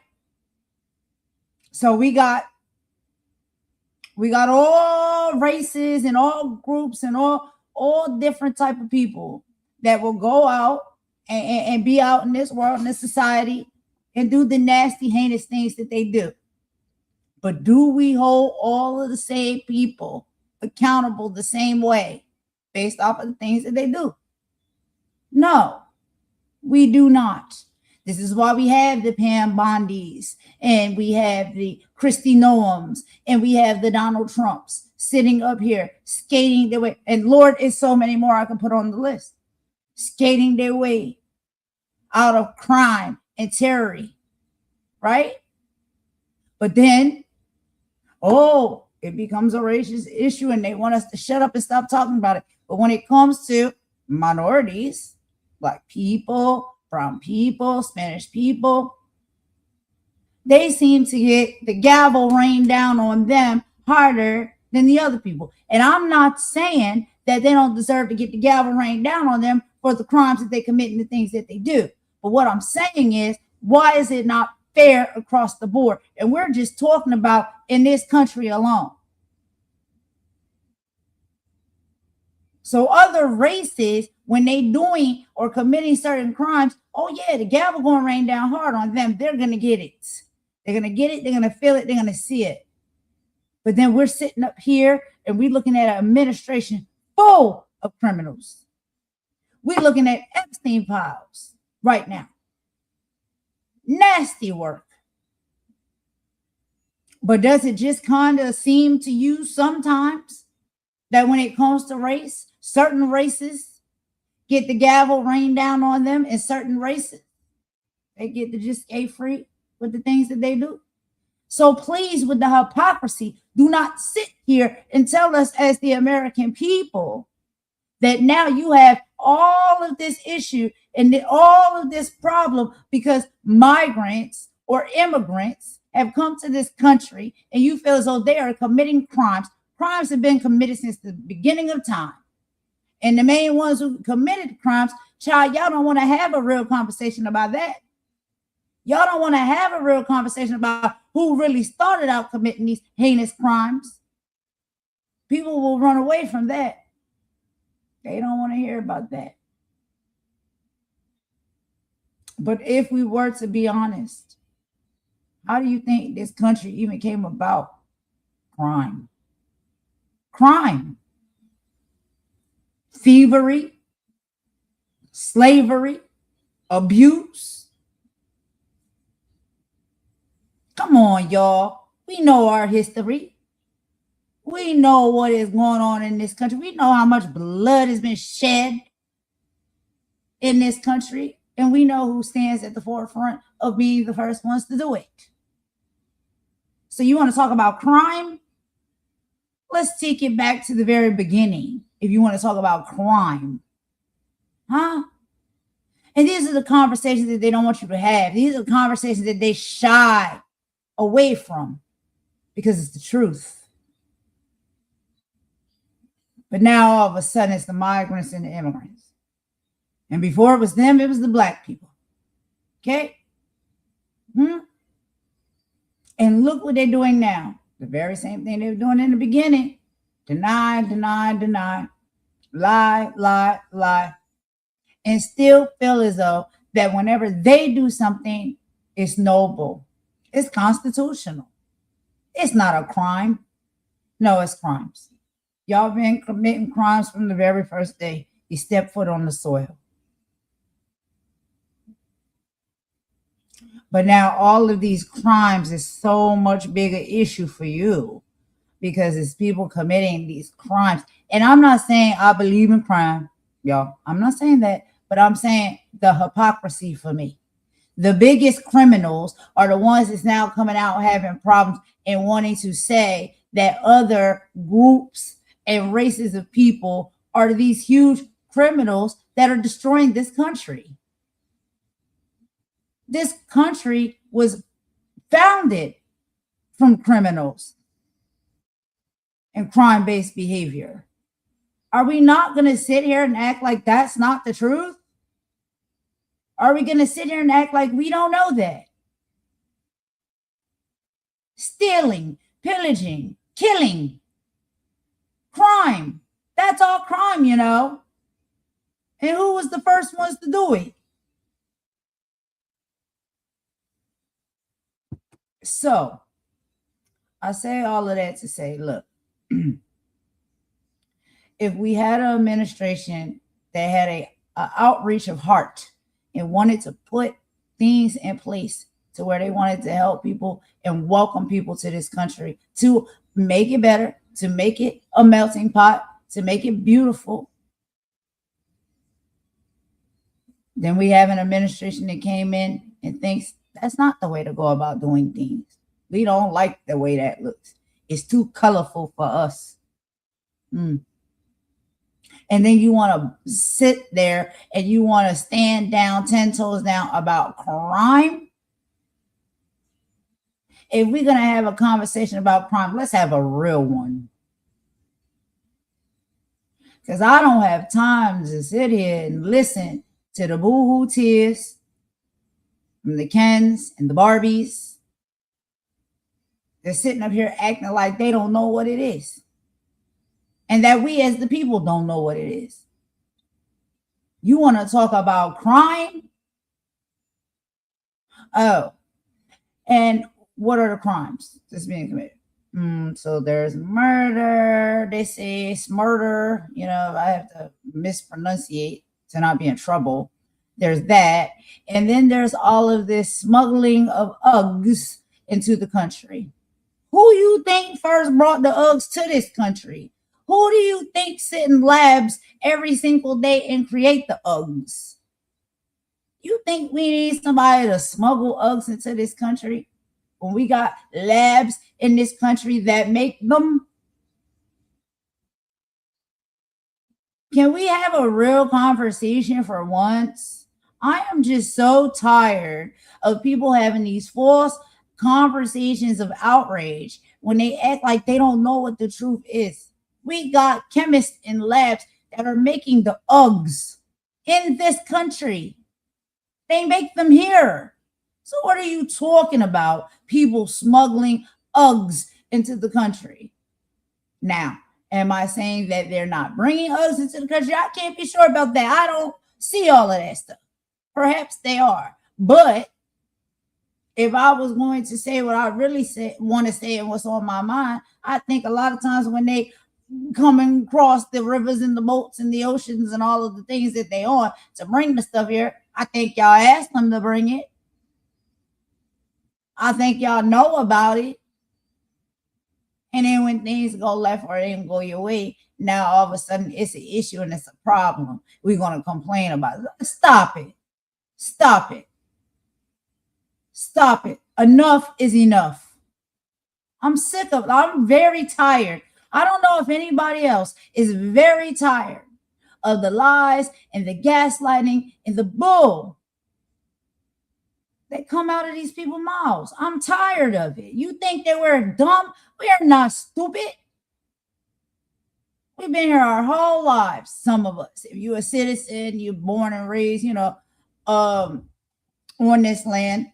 And not even necessarily because your family or your bloodline wanted to be. That's a whole nother conversation for another day. A lot of us was taken and snatched our ancestor. So that's why we're here. To be put into slavery. To do the very things that you're saying, these are crimes. Well, you try to get our ancestors to do them for free. Free. They wasn't even getting paid. But you had all these plantations and all of these places and spaces where you had took slaves and brought slaves there to do this type of work. The work that y'all wanted done because you knew that was the type of work that was going to benefit and gain money. Come on. Do we need that? Like I said, these are all conversations for another live. And I will be doing them.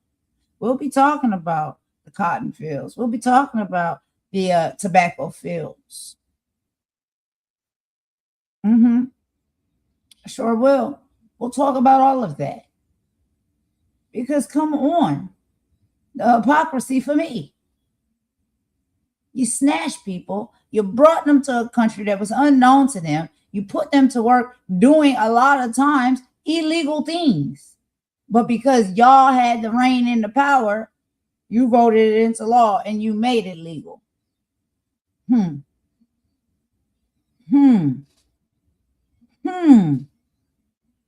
Now all of a sudden it's about all of these legalities. And don't even get me started when it comes to spirituality and religion. As if now all of a sudden that's coming out of the sideway mouth of every person. These likes of these people. As if you care. As if that was something that you support or you talked about or was important to you.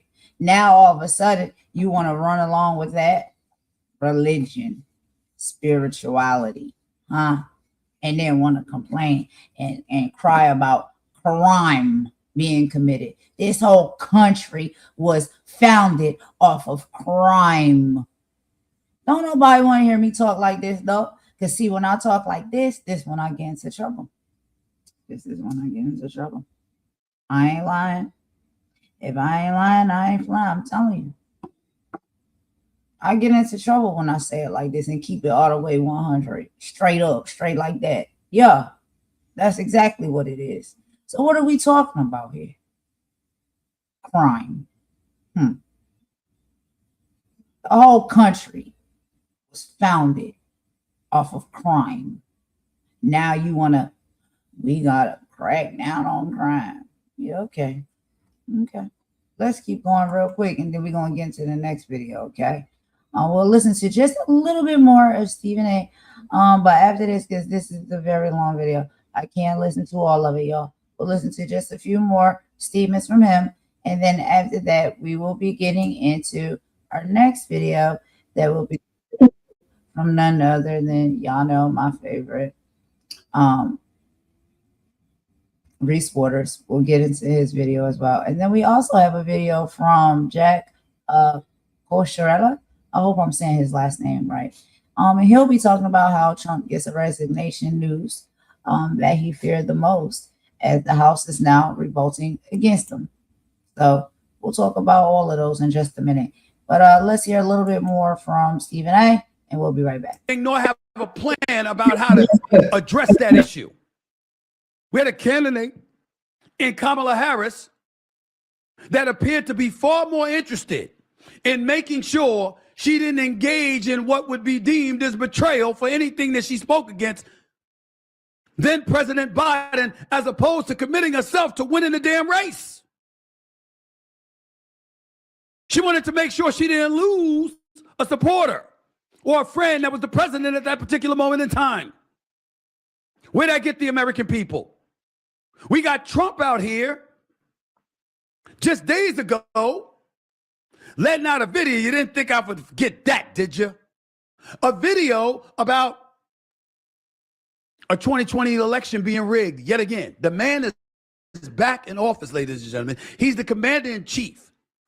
He has more power and influence than he ever had in his first term, than he would have had if he had a consecutive second term. He's back in office and can't let go with his petty ass self. It's ridiculous. It's ridiculous. And why I say petty ass? And why do I go off like that? Because it's exactly the reason why I didn't vote for him. I'm not getting into policy. I'm not telling you, his policies, because guess what? When we consider our national debt, when we consider the fact that our deficit has escalated above $38.3 trillion, nobody's doing good with that kind of a deficit. Where's the money management? Where's the strategy? Where's the planning? What the hell is going on? And it's at the expense of the American people that have been used as pawns and nothing short of suckers at the expense of both of these parties.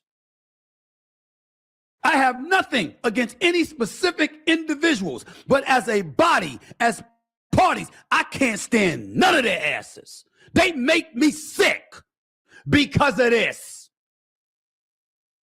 We got a situation where you're going to put out a video of the former president and first ladies and images of them being apes. Was put on the video. He did not make the video. He simply posted it on his Truth Social channel. And then he pointed the finger at an unnamed staffer and blamed them for it. So let me get this straight. The unnamed staffer had access with the ability to post on Truth Social, Trump's personal Truth Social platform, at 11:44 at night. Trump had no knowledge of this, but it was up for 12 hours. Trump can't stay off his Truth Social post account for 12 minutes. But we supposed to believe that you didn't know anything about it for 12 hours.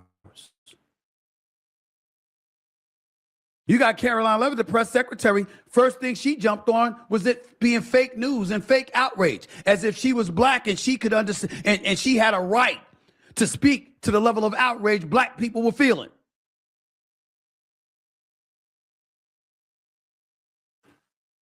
But still, to backtrack off all of that, and let me make sure I read her statement, which is posted right there. She said, this is from an internet meme video depicting President Trump as the king of the jungle and the Democrats as characters from The Lion King. Please stop the fake outrage and report on something today that actually matters to the American public. So you're supposed to define for us what matters? Let me be fair to Caroline Levitt, because if you are a Republican, you cannot hate on the job that she is doing. You can if you're a Democrat, not if you're a Republican, not if you're a member of the GOP. Let's just keep it a buck. But here's the deal. Black folks, Hispanic folks, respectfully, the Jewish community, would you be saying that if they were abhorred by something that resembled anti-Semitism? Would you sit up there and tell them, can we focus on something more important? Why is such verbiage reserved for black people? I can assure you, Caroline Levitt, black folks care about the economy. We care about safety in the streets. We care about the borders. I will never go against Donald Trump for closing the borders. My position has been very clear from day one. Biden opened it, that's why it had to be closed. If he had followed the Obama plan, the man that served under Barack Obama as his vice president, when he became president, had he followed Obama's plan, who deported 3.1 million people, none of this would be necessary. All right, so we're going to move along in just a moment, and I have another video we're going to get into as far as if y'all haven't seen the nasty piece of work that Pam Bondi was when she was at the hearing. Okay, and there were Epstein survivors that were sitting right behind her. She gave them no acknowledgement and cared nothing about them at all. But one question that I have for the masses, for anybody who may be listening out there, when we're talking about these borders, right, and however many people are able to cross said borders. Now, I do understand, people like things to be lawful. Okay, people should do things lawfully. If you want to come from a different country to this country, you got to come lawfully. I know for damn sure when, us as United States citizens try to travel and even go for a vacation to other countries, we have to do it lawfully, right? Even not just the fact that we going there to live, but we may just want to go there to visit and have a good time and have a vacation. You have to follow certain laws. So I understand laws need to be followed and respected. But what I'm saying is, if we have an administration that said that at that moment of time, they were going to allow foreigners to come to this country for sanctuary purposes, because whatever was happening in their country was putting them in harm's way, and they could come here to seek refuge and safety, then that's something that that administration put into place. And then another administration comes into place and says, well, we don't like that they put that into place. We don't think it should be that way. We're going to change all of that around. And the ones who have come, even under those circumstances, we no longer want you here and you have to get out.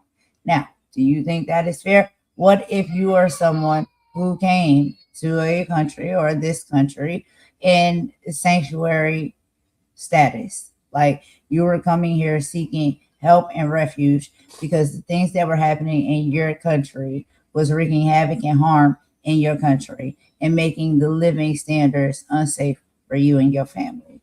If there is a country that said you can come here and gain safety, and we say it is okay, and you come, now all of a sudden the new administration says, well, they got to go. Okay. All right. Now, we'll be getting into this next video because this next video, this is, you know, in kind of correlation with what Pam Bondi has been saying, what Stephen A. Smith was saying about Pam Bondi. Now, when he's talking about that, you know, I will speak on that. As far as him talking about how he feels with the immigration laws and things of that nature, that's just not something that I personally like get down with or agree with, because just in a humane way, I don't think that that's cool. I don't think it's cool, and I don't think it's right.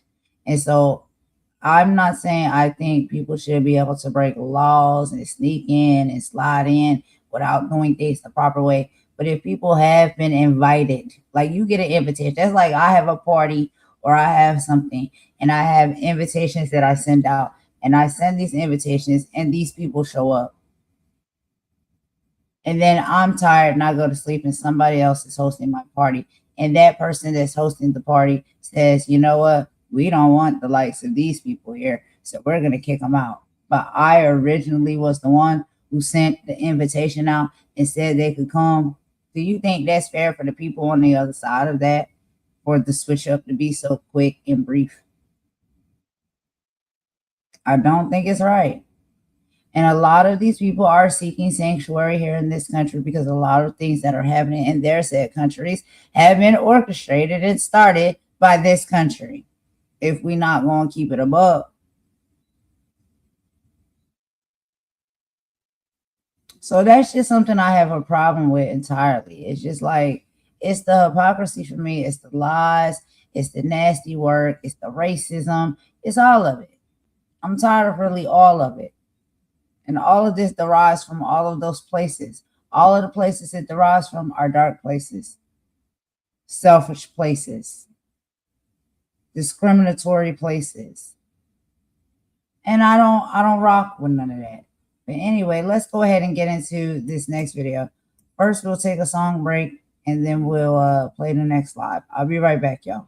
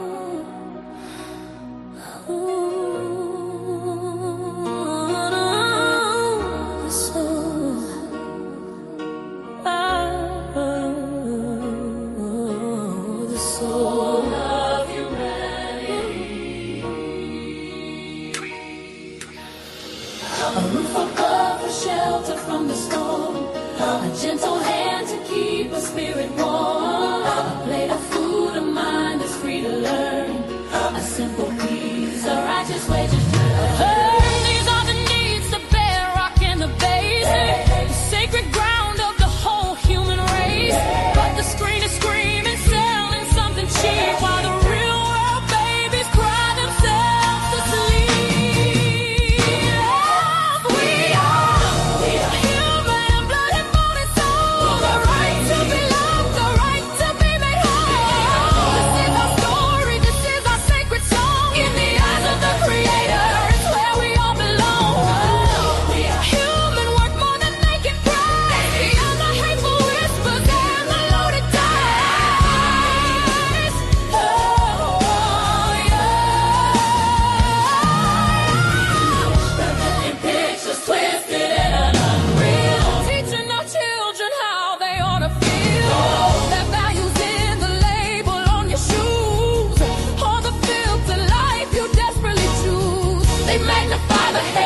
They celebrate the greed and plant a poison, a suffocating weed. We gotta reach our children, pull them from the glow, and show them a beauty that the media don't know.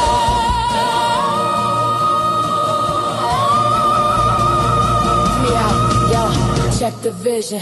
The mission of the television, spitting division, a mental prison. Got the youth chasing likes, addicted to the feed, ignoring the hunger, the fundamental need. They building paper idols on a digital stage, putting our future daughters in a virtual cage. Now we gotta break the cycle, gotta cut the cord. The real word is powerful, mighty given the sword. So we teach them about their history, teach them about their grace, teach them about the power, every single face. We are human, blood and bone and soul, with the right to be made, the right to be whole. This is our story, this is our sacred song. In the eyes of the Creator is where we all belong. We are human, worth more than they can price. Beyond the hateful whispers and the loaded ties.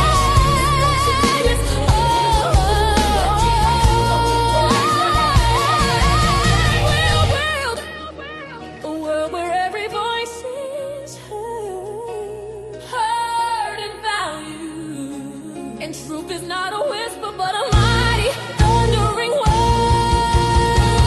A word of justice, a word of peace, a promise that the fight will never cease. This ain't just a track, it's a call to action. For every mother, father, every single fraction of the community holding it down on the ground. Time to get loud, make a revolutionary sound. Look your child in the eye, tell them that they matter. Tell them their spirit's something to know like a shadow. Tell them knowledge is the weapon, love is the shield, and the truth is the harvest. We're gonna grow in this field. Yeah. Oh, yes we are. We got you back.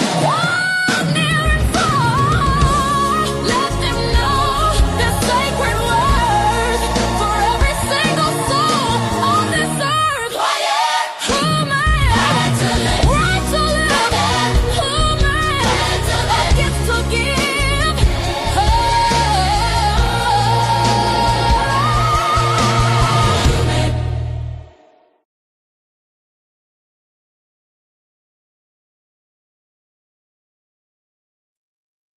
All right, y'all. So we're gonna go ahead and get to this next video. And if y'all have not seen it, but I'm pretty sure most of you have, the disgust and display from Pam Bondi. Okay. Child, my 3-year-old son could have handled that hearing more maturely than she did. But anyway, let's go ahead and get into it so y'all can just see some of the things that were done and that were said, and exactly why people feel the way they feel, as far as, you know, these individuals being in these places and spaces that they're in that don't really care anything about the people. So let's go ahead and watch a little bit of this, and we will be right back. Co-conspirators have you indicted? How many perpetrators are you even investigating?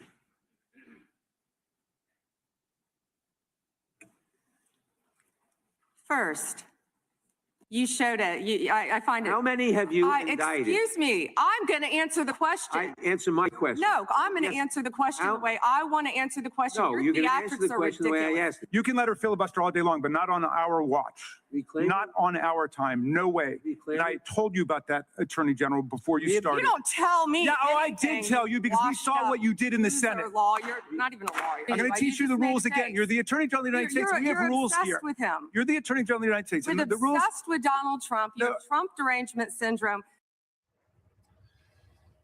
That's just one of the many contentious exchanges yesterday. It's just childlike. I've got to say, there was an Atlantic piece a couple weeks ago asking what happened to Pam Bondi. I mean, a lot of people in Florida that worked with, simply restating what Pam Bondi had said the year before in a court filing about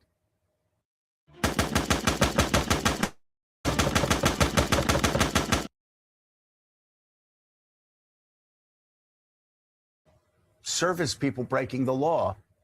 But she lets it move forward without thinking. That continues, Willie. Yeah, and a grand jury rejected that argument a couple of days ago in federal court in Washington. But, I mean, you're right. It's a question we have asked and could ask about so many people over the last decade or so. Has it been worth it? Was it worth it to give up everything you said you stood for, everything you did stand for in many cases, to be close to power? And you're right. I mean, the insults, the talking points, the performative outrage that we saw from the Attorney General were all outrageous and ridiculous, but what they mask is the fact that she would not answer any questions about the Epstein files, which raises the question, and again, I don't know why they're doing all of this, raises the question of who she, the Attorney General, is protecting and why she is protecting that person or those people, not answering basic yes or no questions about indictments, facts inside the Epstein files, redactions in the Epstein files. Wouldn't answer them, instead went to her notes and attacked the person asking the question, including, as you pointed out, this is the moment Pam Bondi, the Attorney General of the United States, responded to a question from New York Congressman Jerry Nadler, asked her about how many of Epstein's co-conspirators have been indicted. Here's how she responded. None of them asked Merrick Garland over the last 4 years one word about Jeffrey Epstein. How ironic is that? You know why? Because Donald Trump, the Dow right now is over. The Dow is over $50,000. I don't know why you're laughing. The Attorney General of the United States asked about the rape of teenage girls, Joe. Yeah, we're laughing because she's making a fool of herself. Complete fool of herself. Like she actually thinks. So brutally obvious. She actually thinks that everybody's a 5-year-old in that room. Mm-hmm. Like she's exposed, making a fool of herself. The question is about young girls who have been raped, not about the S&P 500. The question is about people all around Donald Trump. I could list the names, those in government, those in his family, those around him that are all over the Epstein files. All over the Epstein files. And yet the richest and the most powerful among them, the people, the Epstein class who is running this government, is still being protected by Pam Bondi. Her binders full of... She, of course, co-sponsored the discharge petition for the release of the Epstein files. And this is what the Republican had to say to Pam Bondi yesterday. Are you able to track who in your organization made this massive failure and release the victims' names? Are you able to track who it was that obscured Les Wexner's name as a co-conspirator in an FBI document? Do you have that kind of accountability? I believe Wexner's name was listed more than 4,000 times. Yeah, I already told you that. This is where he's listed as a co-conspirator. Can I finish my answer? Come on, let me finish my answer. We corrected that within 40 minutes. He was already, you're acting like everybody's trying to cover up Wexner's name. Reclaiming my time. I'm going to answer this question. Reclaiming my time. Mr. Chairman. This is how this works. Can I have my time back? Mr. Chairman. The gentlelady can give her answer. The time belongs to the gentleman from... All right, I'm reclaiming my time. Can I give my answer? So I'm going to put the language of the bill up on the screen. Chairman, may I give my answer on that? It's a political joke, and I need to give my answer on that. We'll let the Attorney General respond, and then the gentleman can move to his next question. It's my time. Within 40 minutes, you asked me a question. Within 40 minutes, Wexner's name was...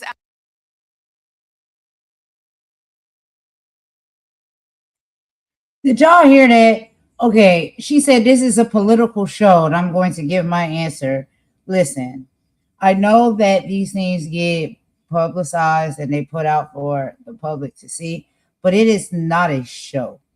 This is not a show. It is not a Housewives show. It is not a political show. This is not Olivia Pope or anything like that.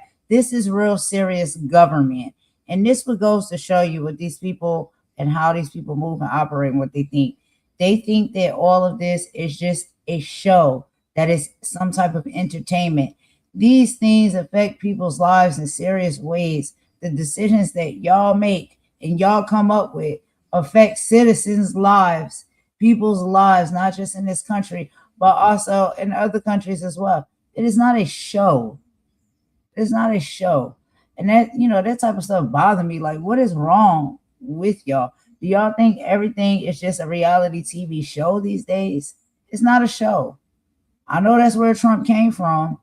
I know he was doing shows and stuff before he became president and having these positions to put y'all in these positions. But none of this is a show. It's not an act. It's not funny. It's not a script. Do your job and do it right. Added back. Then 40 minutes of me catching you red-handed. There was one redaction out Where of he's over listed as a 4,700, co-conspirator. and we invited you in. This guy has Trump derangement syndrome. He needs to get. You're a failed politician. You need to get on these matters. Chairman, please restore his time and remind the witness of the rules here. There is no credible information. None. If there were, I would bring the case yesterday that he trafficked to other individuals. Is that your position as well?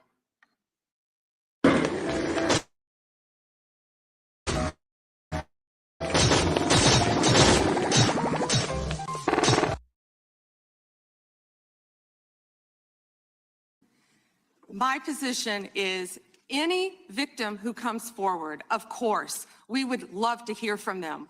1-800-CALL-FBI. Did you ask Merrick Garland that the last 4 years? Did you talk about Epstein? I'm reclaiming my time. I'm glad you're asking about Merrick Garland. You get to reclaim time this when is you don't. bigger than Watergate. When I don't answer a question the way you goes want. over 4 administrations. You don't have to go back to Biden. Let's go back to Obama. Let's go back to George Bush. This cover-up spans decades, and you are responsible for this portion of it. Yeah, the cover-up spans decades. Basically the face of it. She thinks she's now the face of the cover-up for this administration, and she can keep trying to talk over people, but that doesn't obscure the fact that she's part of a huge cover-up. It was a very helpful display. There's all these redactions. It took him forever to do it. She wouldn't even let him read. Think about this. She would not even let him read the law. She started into her petty little insults because she did not want a United States congressman to read the law that passed the House of Representatives 427-1. And she said she was ready to hear from the victims. No, the victims stood up, and she refused to turn around and even look at them. Let me say that again.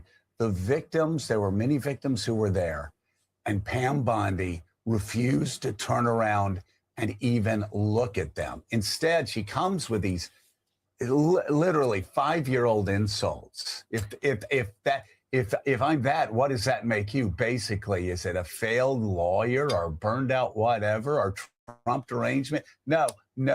Those that have Trump derangement syndrome are those who've basically thrown all of their professional careers overboard because they're so deranged at trying to get into the good graces of Donald Trump that they will literally ignore child rape victims when they're right behind them. So if we could put that shot up where it's Bondi 2-shot with the victims. I just think it's interesting because here was her moment on the national stage as the Attorney General of the United States, to be a woman who stands up for other women. She won't turn around. She decided to turn her back on victims of repeated sexual abuse, some of them at the time in their lives when they were children. That right there is who Pam Bondi is now. And I mean, for Republicans who remain silent, who continue to follow in these footsteps, it's going to get harder. As you could see yesterday, it's getting harder to do what you do because it looks terrible. It looks so obvious. It looks so brutally obvious that you are not working for the American people at all. Are working for these women who, as young girls, were trafficked, were abused, were molested, were passed around. I just can't believe as a woman she would put herself in that position. And so now we have the an American image of her turning her back on child rape victims. And she's doing it literally and in her work as the Attorney General. And these victims even say now they would go back in and work with the Justice Department with her after that. And Well, nothing. They don't work. Let's bring in.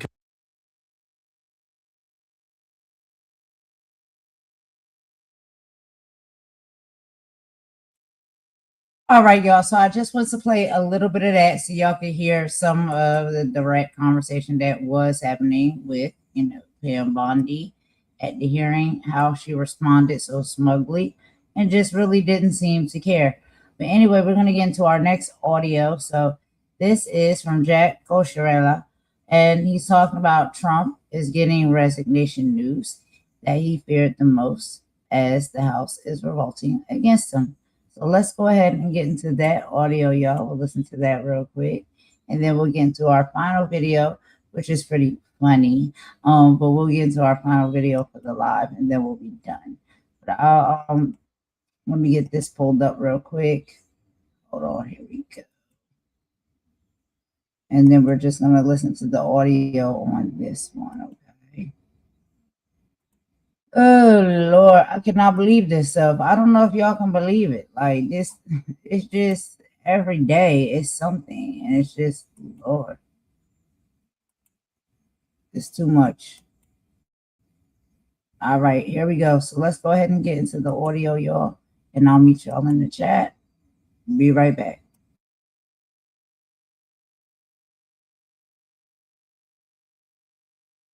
6 Republicans just revolted against Donald Trump, handing a major blow to him in his effort to continue to abuse his tariff power. And somehow that wasn't even the worst news that Donald Trump got at the hands of his own party. Because Mike Johnson's majority right now, it is barely functioning. He is speaker in title alone. He cannot pass anything. He cannot defend Donald Trump. And it just got even worse with some resignation news that both Donald Trump and Mike Johnson were greatly fearing. And it comes as Donald Trump has never been more unpopular. And on 2 issues specifically, the economy, which is why Republicans just revolted over tariffs, and ICE, which is why we are getting this breakdown from Rachel Maddow before this big resignation report. If you're looking for ways to punch your moral dance card at the moment, if you're, say, Paul Weiss, with your radioactive Epstein files chairman stuffed into the back office where you hope no one notices him, where your firm is literally described now as the face of capitulation, right? When you're trying to avoid a picture of your firm appearing in the history books in the chapters on the shameful cowardice of the once vaunted and powerful American legal profession in the face of the tiniest nudge from a tin pot dictator. If you are Paul Weiss or you're another firm that's in that boat, you have the opportunity to have a very big and very important 2026. Because the very contingent, as yet undecided fight over whether or not America is going to let Donald Trump build a huge new constellation of black site prison camps in this country, that is a fight that needs legal firepower, that needs pro bono lawyers donating their time. There's representing people who are already in the existing camps. A record number of people being held right now in what we know are atrocious conditions. There's also representing people with habeas corpus petitions, right? Non-lawyers hearing that phrase don't know what I'm talking about, but lawyers instantly know what that is, right? The administration defying court orders was supposed to be such a bright red line for the vaunted American legal profession. Well, where is the administration defying court orders every day? Courts all over the country, from Minneapolis to Massachusetts, say that federal court orders are being violated every day, over and over and over again, specifically when it comes to the Trump administration arresting people and locking them up indefinitely without any chance to go to court to be heard, which, of course, is the basis of the writ of habeas corpus. Dropshipping has never been this easy. I know this because I've built multiple They're not supposed to be able to lock you up in prison without putting your case before a court. In Massachusetts, one federal judge last week went so far as to order the Trump administration to advise every single person they arrested and locked up, to advise them in writing and in multiple languages, that every single person the Trump administration is locking up has the right to petition a federal court to review their case and potentially set them free. The judge ordered that the Trump administration needs to give every single person they lock up written notice of their right to a habeas corpus petition in a federal court. And then she ordered that within 3 hours of anybody being given that notice, they need to be given access to a telephone, quote, to call an attorney. Whereupon perhaps they could call Paul Weiss. Perhaps big law, which has a lot to make up for now, perhaps big law could dig down deep and try to find its soul somewhere amid the tidal wave of habeas corpus petitions that ought to be filed by all these thousands of men, women, and children Trump is arresting all over the country and locking up literally without due process, without any access to the courts. And why is he doing that? Well, he's doing it in part to create an artificial need for tons more space in Trump prison camps, which they are trying to build in huge numbers right now. Everywhere you look, Donald Trump is losing because he is incredibly unpopular. And everyone recognizes that, especially the cynical operators within the Republican Party. It is why we are seeing more retirements and resignations from Congress than we ever have before. The political environment is too toxic for some, and the opportunity to win their seat is too small for others. It's why many Republicans are moving on. And one who already announced his retirement, that this would be his last term in Congress, is giving Donald Trump some news, or some news is being reported about him that is very much scaring the president and his stooge Mike Johnson. With House GOP majority teetering on the brink, Florida Congressman plans to retire early. Report. Representative Neil Dunn, a Republican from Florida, is planning to announce an early retirement next week, according to Florida politics publisher Peter Shorich, an exit that would drag the House majority out the door with him. Dunn, 72, announced last month that he decided, after much prayerful consideration and discussion with his family, to not seek re-election. Currently, Republicans have the majority in the House by a very narrow margin, 218 to 214, and 3 seats vacant, meaning anytime Speaker Mike Johnson is facing a party line vote, he can only afford to lose a single Republican member's support. Tied votes fail, and there is no tiebreaker for the House, like the role that Vice President J.D. Vance serves in the Senate. In other words, Dunn making an early exit would have repercussions beyond just the representation of his district in the Florida Panhandle, making it all but impossible for Johnson to move any bills forward unless he can win over at least one Democrat while preserving the unanimous support of his caucus. Peter Schorsch, a Florida politics veteran, wrote, Florida Paul trying to track down rumor that Republican Neil Dunn is resigning imminently rather than at the end of his term, which he previously announced. Dunn stepping down now would imperil the House majority, and this is a developing story. So the report as it stands right now is that Neil Dunn is weighing whether he is going to be resigning next week, that next week he might be calling it quits because this is just too much to bear. And that actually makes a lot of sense in the context of what we just saw play out with Donald Trump and his tariff threats, taking to Truth Social and saying that the 6 Republicans who voted to strip him of his tariff power, to move forward in stripping him of his tariff power, that they should face major consequences come election day, not just in primaries, but beyond. And it has been well documented that Republicans feel a real fear of physical harm from Donald Trump supporters when they vote against him, when they break with him, and when Donald Trump tweets about them. It is something that Indiana Republicans had to deal with, but they made the smart move of working together. They had a bigger coalition that it made difficult for Donald Trump to go after them all. It's something that Republicans should probably learn. Strength in numbers. He can't tweet about everybody. And so if you're a Republican who maybe doesn't want to go along with some of the extreme elements that we are going to see coming forward, I wouldn't be surprised if Donald Trump is forcing Mike Johnson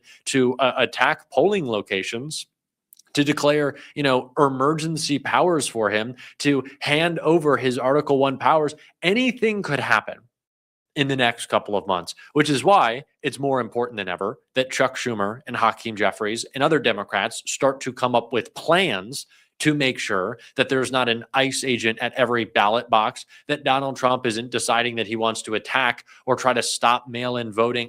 I don't know. There is so much that could happen. And if you're a Republican that just wants to be done, resigning would not give Democrats the gavel, but it would effectively end Mike Johnson's time as Speaker. Nothing would happen in the House of Representatives. So if you didn't want to catch the fury for being the person to stand in the way of Trump, you could just be like, I'm done.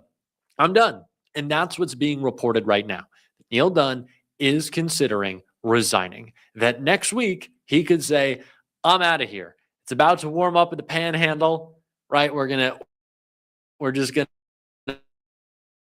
spend some time in Destin. I don't know where it's like, it's a good beach in the Panhandle. I am a Floridian. It's okay. And maybe he's done. Maybe he's finished. Maybe he's saying adios. I'm done. I watched the Bad Bunny halftime show and now I just want to shake it. Okay. I could understand that feeling. I'm needing a vacation myself. But that is what Donald Trump is currently staring down. Republicans who either are or want to quit on him. And if we don't get this resignation next week, I'll be a little disappointed. But the fact that we're even talking about it is a tremendous blow to Donald Trump and shows how politically impotent he is. And it is only getting worse as Donald Trump loses other battles in the House of Representatives, this time at the hands of House Democrats like Jason Crow, who just beat Donald Trump in court and was bragging about it and driving him a little crazy.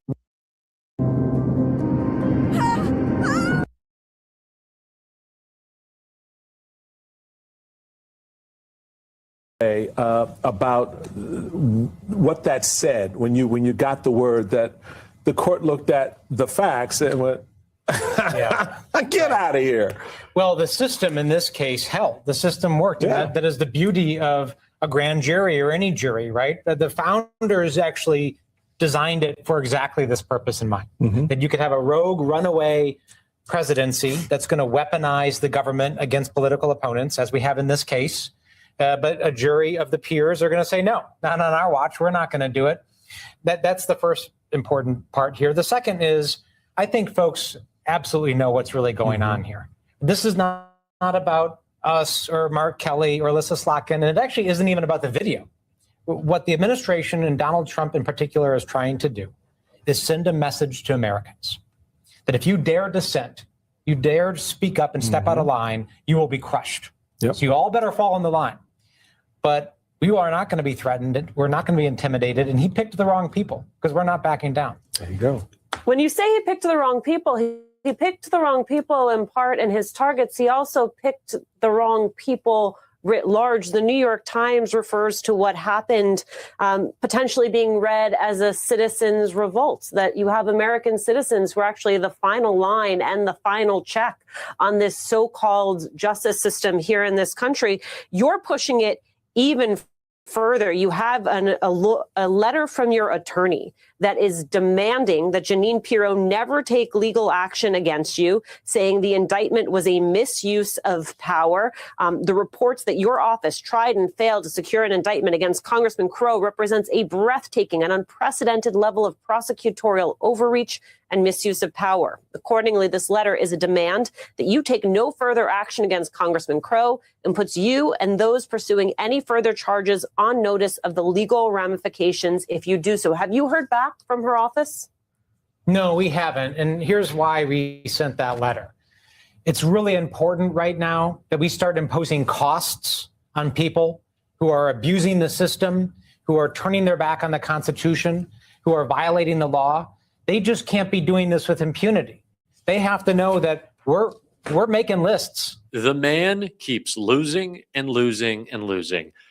He's losing Republicans. He's losing tariff power. He's losing support for his immigration agenda, which becomes more unpopular every single day.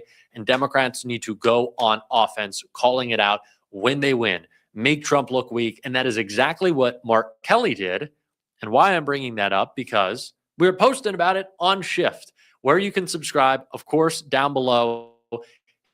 hit that link. It'll take you so you can subscribe to Shift. You can also click right here, and you can watch Mark Kelly after defeating Donald Trump in court, bragging about it. People ask me, why'd you start another channel? Because we need more people to see this video of Mark Kelly talking about how Donald Trump is weaponizing the justice system and how he is losing. That's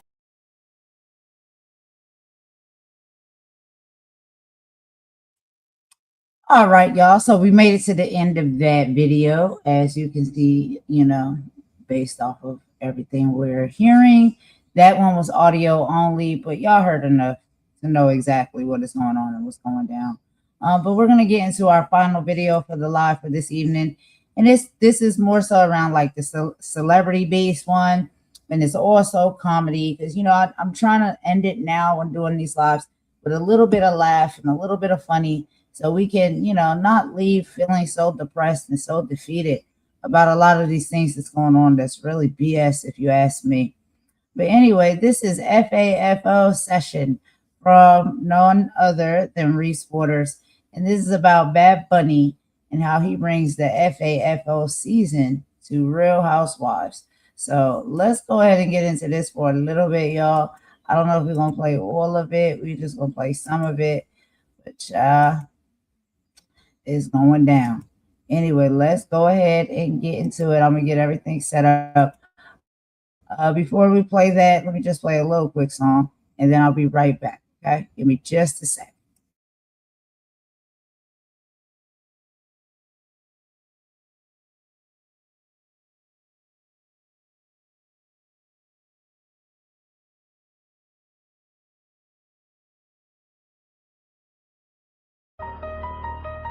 They told you stay entertained, stay distracted, stay divided.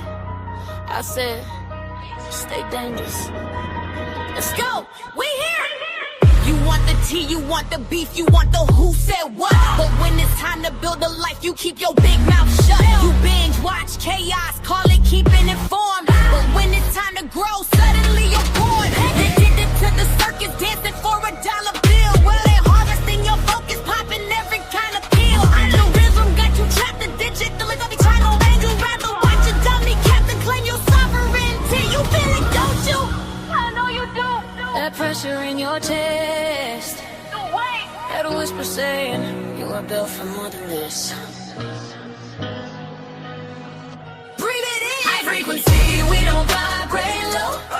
Cause the signal noise, let the real ones grow. Let them breathe. Wake up, stand tall, break the spell. We ain't building our minds in a digital cell. Let them fight. They got this in on those. Never. Truth so heavy, make the weak ones will.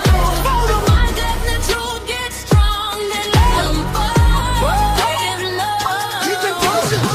They call it discontent, I call it control. It numbs your spirit, it's attacks on your soul. You're arguing in comments by the rapper summer dress, while you're suffocating slowly in the world of pure distress. They fear the one man who thinks for herself. Sarah Homer gon' race crown and don't chase wealth. Golden queen, 10 toes down in the mud. What you're chasing lights is spilling everybody's blood. Are you listening? Are you entertained? Enslaved, when found. Is the gospel worth your soul? Plug the wire, activate the cell. Mama warrior told you, never in the smoke. High frequency.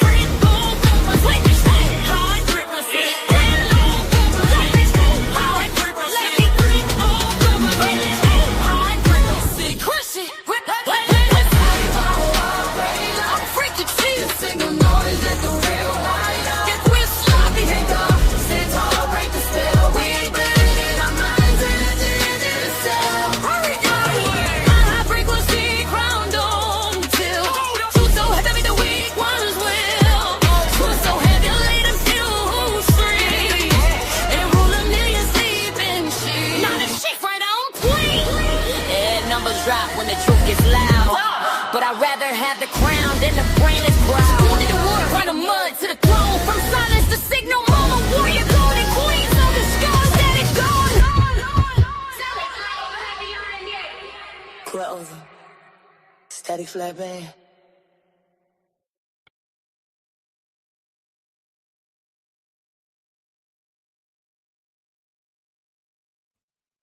All right, y'all. So let's go ahead and get into our final video of the day. And this is going to be from Reese Waters, y'all. So we're going to get us a little bit of dose of comedy up in here. As you know, I like him. I think he's hilarious. He makes really great content, very intellectual as well. And he mixes a great dose of intellect and comedy. So, you know, he gives us a great performance every time. Let's go ahead and get into a little bit of this, y'all. And I'll meet y'all in the chat. Housewives of Potomac. Y'all get in on this. They jumping. Yeah, come down here and get your free licks in. Huh? No, I don't watch. I ain't watching since Candace left. Yeah, I'm in the Candace hive, like forever. I mean, I peek on it from time to time, make sure they treating Wendy and Stacey okay. Hey, Wendy and Stacey, they doing y'all right? Okay. Y'all let us know if Giselle and Ashley start acting up. Just send a note. Don't drag it out like Ashley divorce.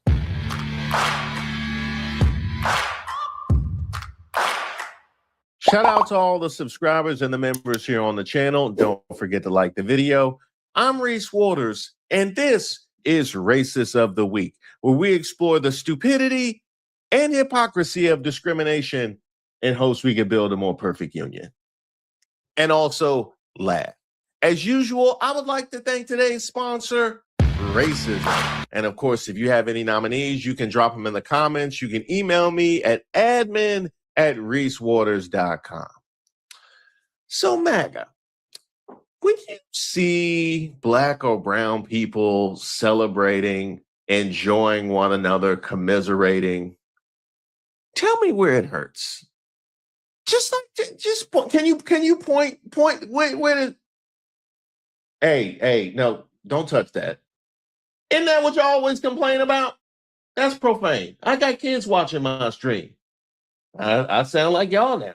Hey, it didn't have to be like this, MAGA. It really didn't. Y'all could have just sat there and ate those ketchup packets, but no. Here's one of the methods we use to boost our son's grades at school, and it is with Smile Zimmy.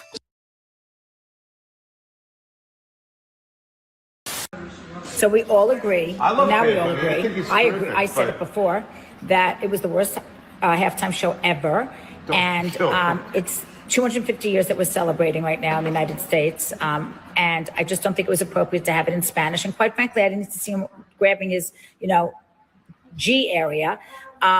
I think it was totally inappropriate. You've got all these young kids watching the Super Bowl, and he doesn't have to be grabbing himself every 5 seconds. Is he so insecure? Seriously, I didn't understand it. I don't speak Spanish. I would have liked to have known the words he was saying. To me, it looked like a political statement because there were literally no white people in the entire thing. I think it was a political statement, and I'm not taking a side one way or the other. I just do. I think it was an ICE thing. And I just think that the NFL sold out, and it's very sad because this was 75 years, and shame. And Lady Gaga got a facelift. I didn't recognize her. I literally had to Google her face to see who it was because we all couldn't agree who it was. So that was kind of fun in the middle of halftime. At least it gave me something to do because it was so hard to watch. What was the wildest thing to you about that? Was it her saying there was no white people and within 20 seconds mentioning Lady Gaga? Was it that? Was it? Are you going after like the early 1900s definition of white? Is it just English and Irish? Or y'all don't even rock with the Irish like that? So just English and German constitutes white. The Italians don't get to be white no more. Was it that? Was it that? Or the fact that, why would you bring up that she got a facelift? Why would you even? Come on now, dog. Come on, man. You out here sounding like Jake Paul, questioning Bad Bunny's American status as a Puerto Rican while he live in Puerto Rico. Come on. You saw how we had to do Brett Favre when he decided he wanted to pop up. If you've been able to rock for this long, why can't y'all just Why can't you quit while you're ahead? Why would you quit while you're ahead? And and I blame anybody else who was there. Anybody else who was there while they heard her talking about Lady Gaga's facelift, because it don't look like that was a live stream. It looked like she recorded that and posted it. The fact y'all didn't snatch her phone before she posted that is irresponsible. You know what I mean? It's irresponsible. It's what it is. We need to take accountability and responsibility for one another if we want to build this country again. You can't have that lady out there talking about somebody's facelift. That's not the America that I want. That's not the America that I want. And as far as your political statement, oh, you mean love is more powerful than hate? Is that what you? That's your political statement? Irregardless of the nonsense of you simultaneously saying there was no white people and then taking a shot at Lady Gaga, how integrated was the Turning Point USA? I ain't even see no black hats over there. I ain't even see no black hats. They couldn't even wear black pants over there.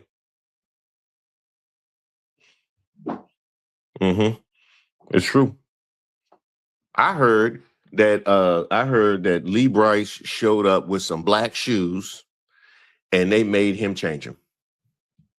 They made him change them. They gave him a pair of yellow issue bowler shoes.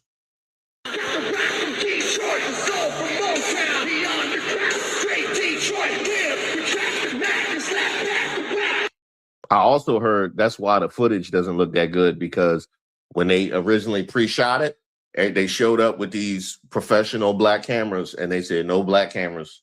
They shot it all on white iPhones. That's why the footage looks like that.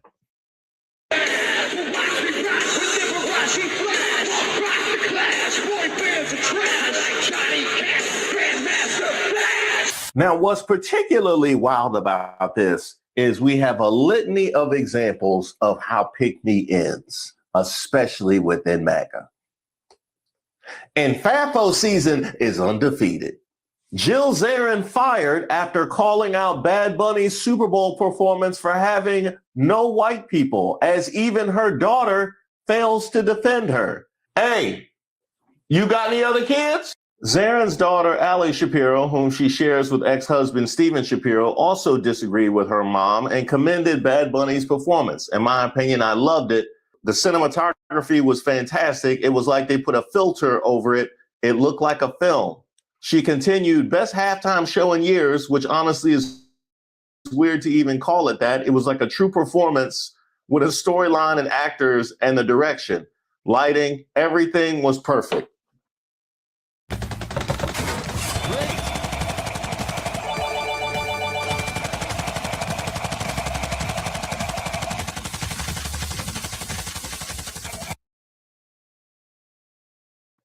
She didn't like it that much. She put extra on that. That's your daughter. She put extra on that. I don't know what you said to her, but we don't be talking like that. Like that was about you. Jill Zarin's dreams of returning to reality TV have been dashed after she was fired from E's upcoming reality TV series, The Golden Life, over racist comments she made about Bad Bunny's halftime show. After her video went viral, Zarin, who has since deleted the post, was fired. No, wait. Since deleted the post? How we not standing on business? If that's how you felt, how you gonna speak out in defense of MAGA and an administration got ICE running rampant, just got kids doing black marker all through the Epstein files? Now you speak out in defense of MAGA, but because you get some blowback, now you want to delete it? We way past that. Hell no, to the no, yeah, to the no. In light of recent public comments made by Jill Zarin, Blink 49 Studios has decided not to move forward with her involvement in The Golden Life. We remain committed to delivering the series in line with our community standards and values from the show's producers. Huh. Wow. Blink and you're gone, ain't it? It's blink and she was gone. She was back to unemployed. Wow. Well, you know what? On the bright side, you maybe the next series. What come after The Golden Life? The Shady Pines. They got a series on the Learning Channel. The series was also set to include Ramona Singer.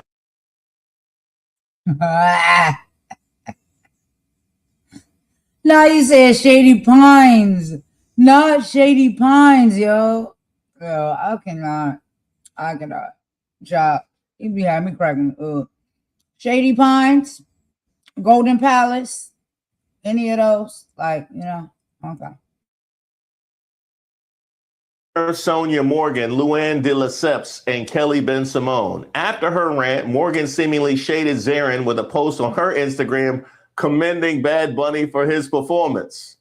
Celebrating with my chosen family Bad Bunny's Grammy, while also reiterating he's the first Latino to win one and just showing my love for my Latino friends and supporters. She didn't just get fired. She got dragged by the people that didn't get fired. I like this. Anybody else want to get in on that thing? Morgan isn't the only housewife to condemn Zarin. Real Housewife of Orange County star Tamra Judge, who co-starred with Zarin on season 2 of the Real Housewives Ultimate Girls Trip, tweeted, "What the actual F?" Real Housewives of Dubai star Chanel Ayan tweeted, "I had to unfollow disgusting" with a vomit emoji. Real Housewives of New Jersey star Margaret Joseph tweeted, "I'm horrified, disgusted, and disappointed. But that's my feeling every day. But elated by the NFL and Bad Bunny's beautiful representation of America." That was a beautiful representation of America. A good old-fashioned dragon. Hey, Real Housewives of Potomac, y'all get in on this. They jumping. Yeah, come down here and get your free licks in. Huh? No, I don't watch. I ain't watching since Candace left. Yeah, I'm in the Candace hive, like forever. I mean, I peek on it from time to time, make sure they treating Wendy and Stacey okay. Hey, Wendy and Stacey, they doing y'all right? Okay. Y'all let us know if Giselle and Ashley start acting up. Just send a note. Don't drag it out like Ashley divorce. Even Zarin's former company, Zarin Fabrics, called her out for her post. Zarin Fabrics stands firmly against racism, discrimination, and rhetoric that seeks to exclude or diminish people based on identity, culture, or background. We want to be absolutely clear that Jill Zarin has not had ownership of or been associated with Zarin Fabrics for several years. Your old company came out and posted that. They came out the woodworks. They came out the woodworks for that. When's the last time they tweet? When's the last time they posted on Instagram? Huh? They ain't posted on Instagram since the Obama administration. They dusted. Who got the password? No, we dragging Jill. We dragging Jill. No, who got the password? Oh, Jill got the password? Ask her nicely what to. Matt, no, let's just guess it. Hey, put in where the white people at. One housewife seemingly on Zarin's side is her former Housewives of New York co-star Bethany Frankel. Okay, we feeling froggy. Who shared similar sentiments to Zarin in a since-deleted TikTok video. We've got great news for seniors. All right, y'all. So I just wanted to show y'all a little bit of that live and that clip right there. We're going to go ahead and end the video now. If y'all want to watch that whole video, please go over and check out Reese Waters. Subscribe and watch some of his videos because, y'all, he's hilarious. And he didn't even get all the way into it, okay, with the comedy because I cut it short a little bit because we didn't went over time here a bit. But that mess was hilarious. So the housewives is out here, they mad, y'all, and they're losing their jobs for it. When the truth sounds off, it sure is a thing, isn't it? But anyway, y'all, that's all I got for this one. I will see y'all on the next live. Thank you for rocking with me. on this one. I will talk to y'all a little bit later or probably tomorrow, one of the two. I have not decided yet. But yeah, let's go ahead and end it with a bop per usual. And I'll see y'all in the next one, okay? Golden out. Bye.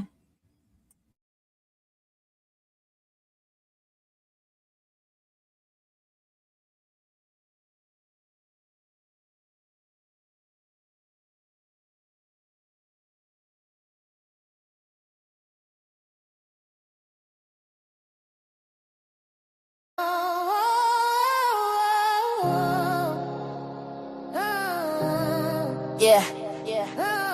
You thought you was safe? Yeah. Yeah. You thought you was safe or good? Everybody looking for a home, looking for a click, looking for a place where the realness sticks. We out here building, trying to be free, but you just here to use them plain to see. I see you a user, a culture vulture, a leech, acting like you love the speech just so you can preach. You see the glow, you wanna get near it.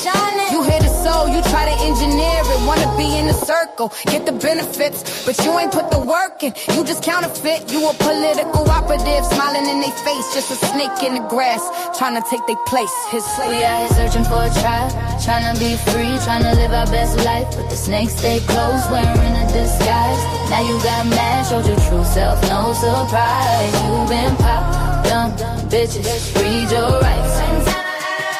You been popped, dumb bitches, read your rights. Yeah.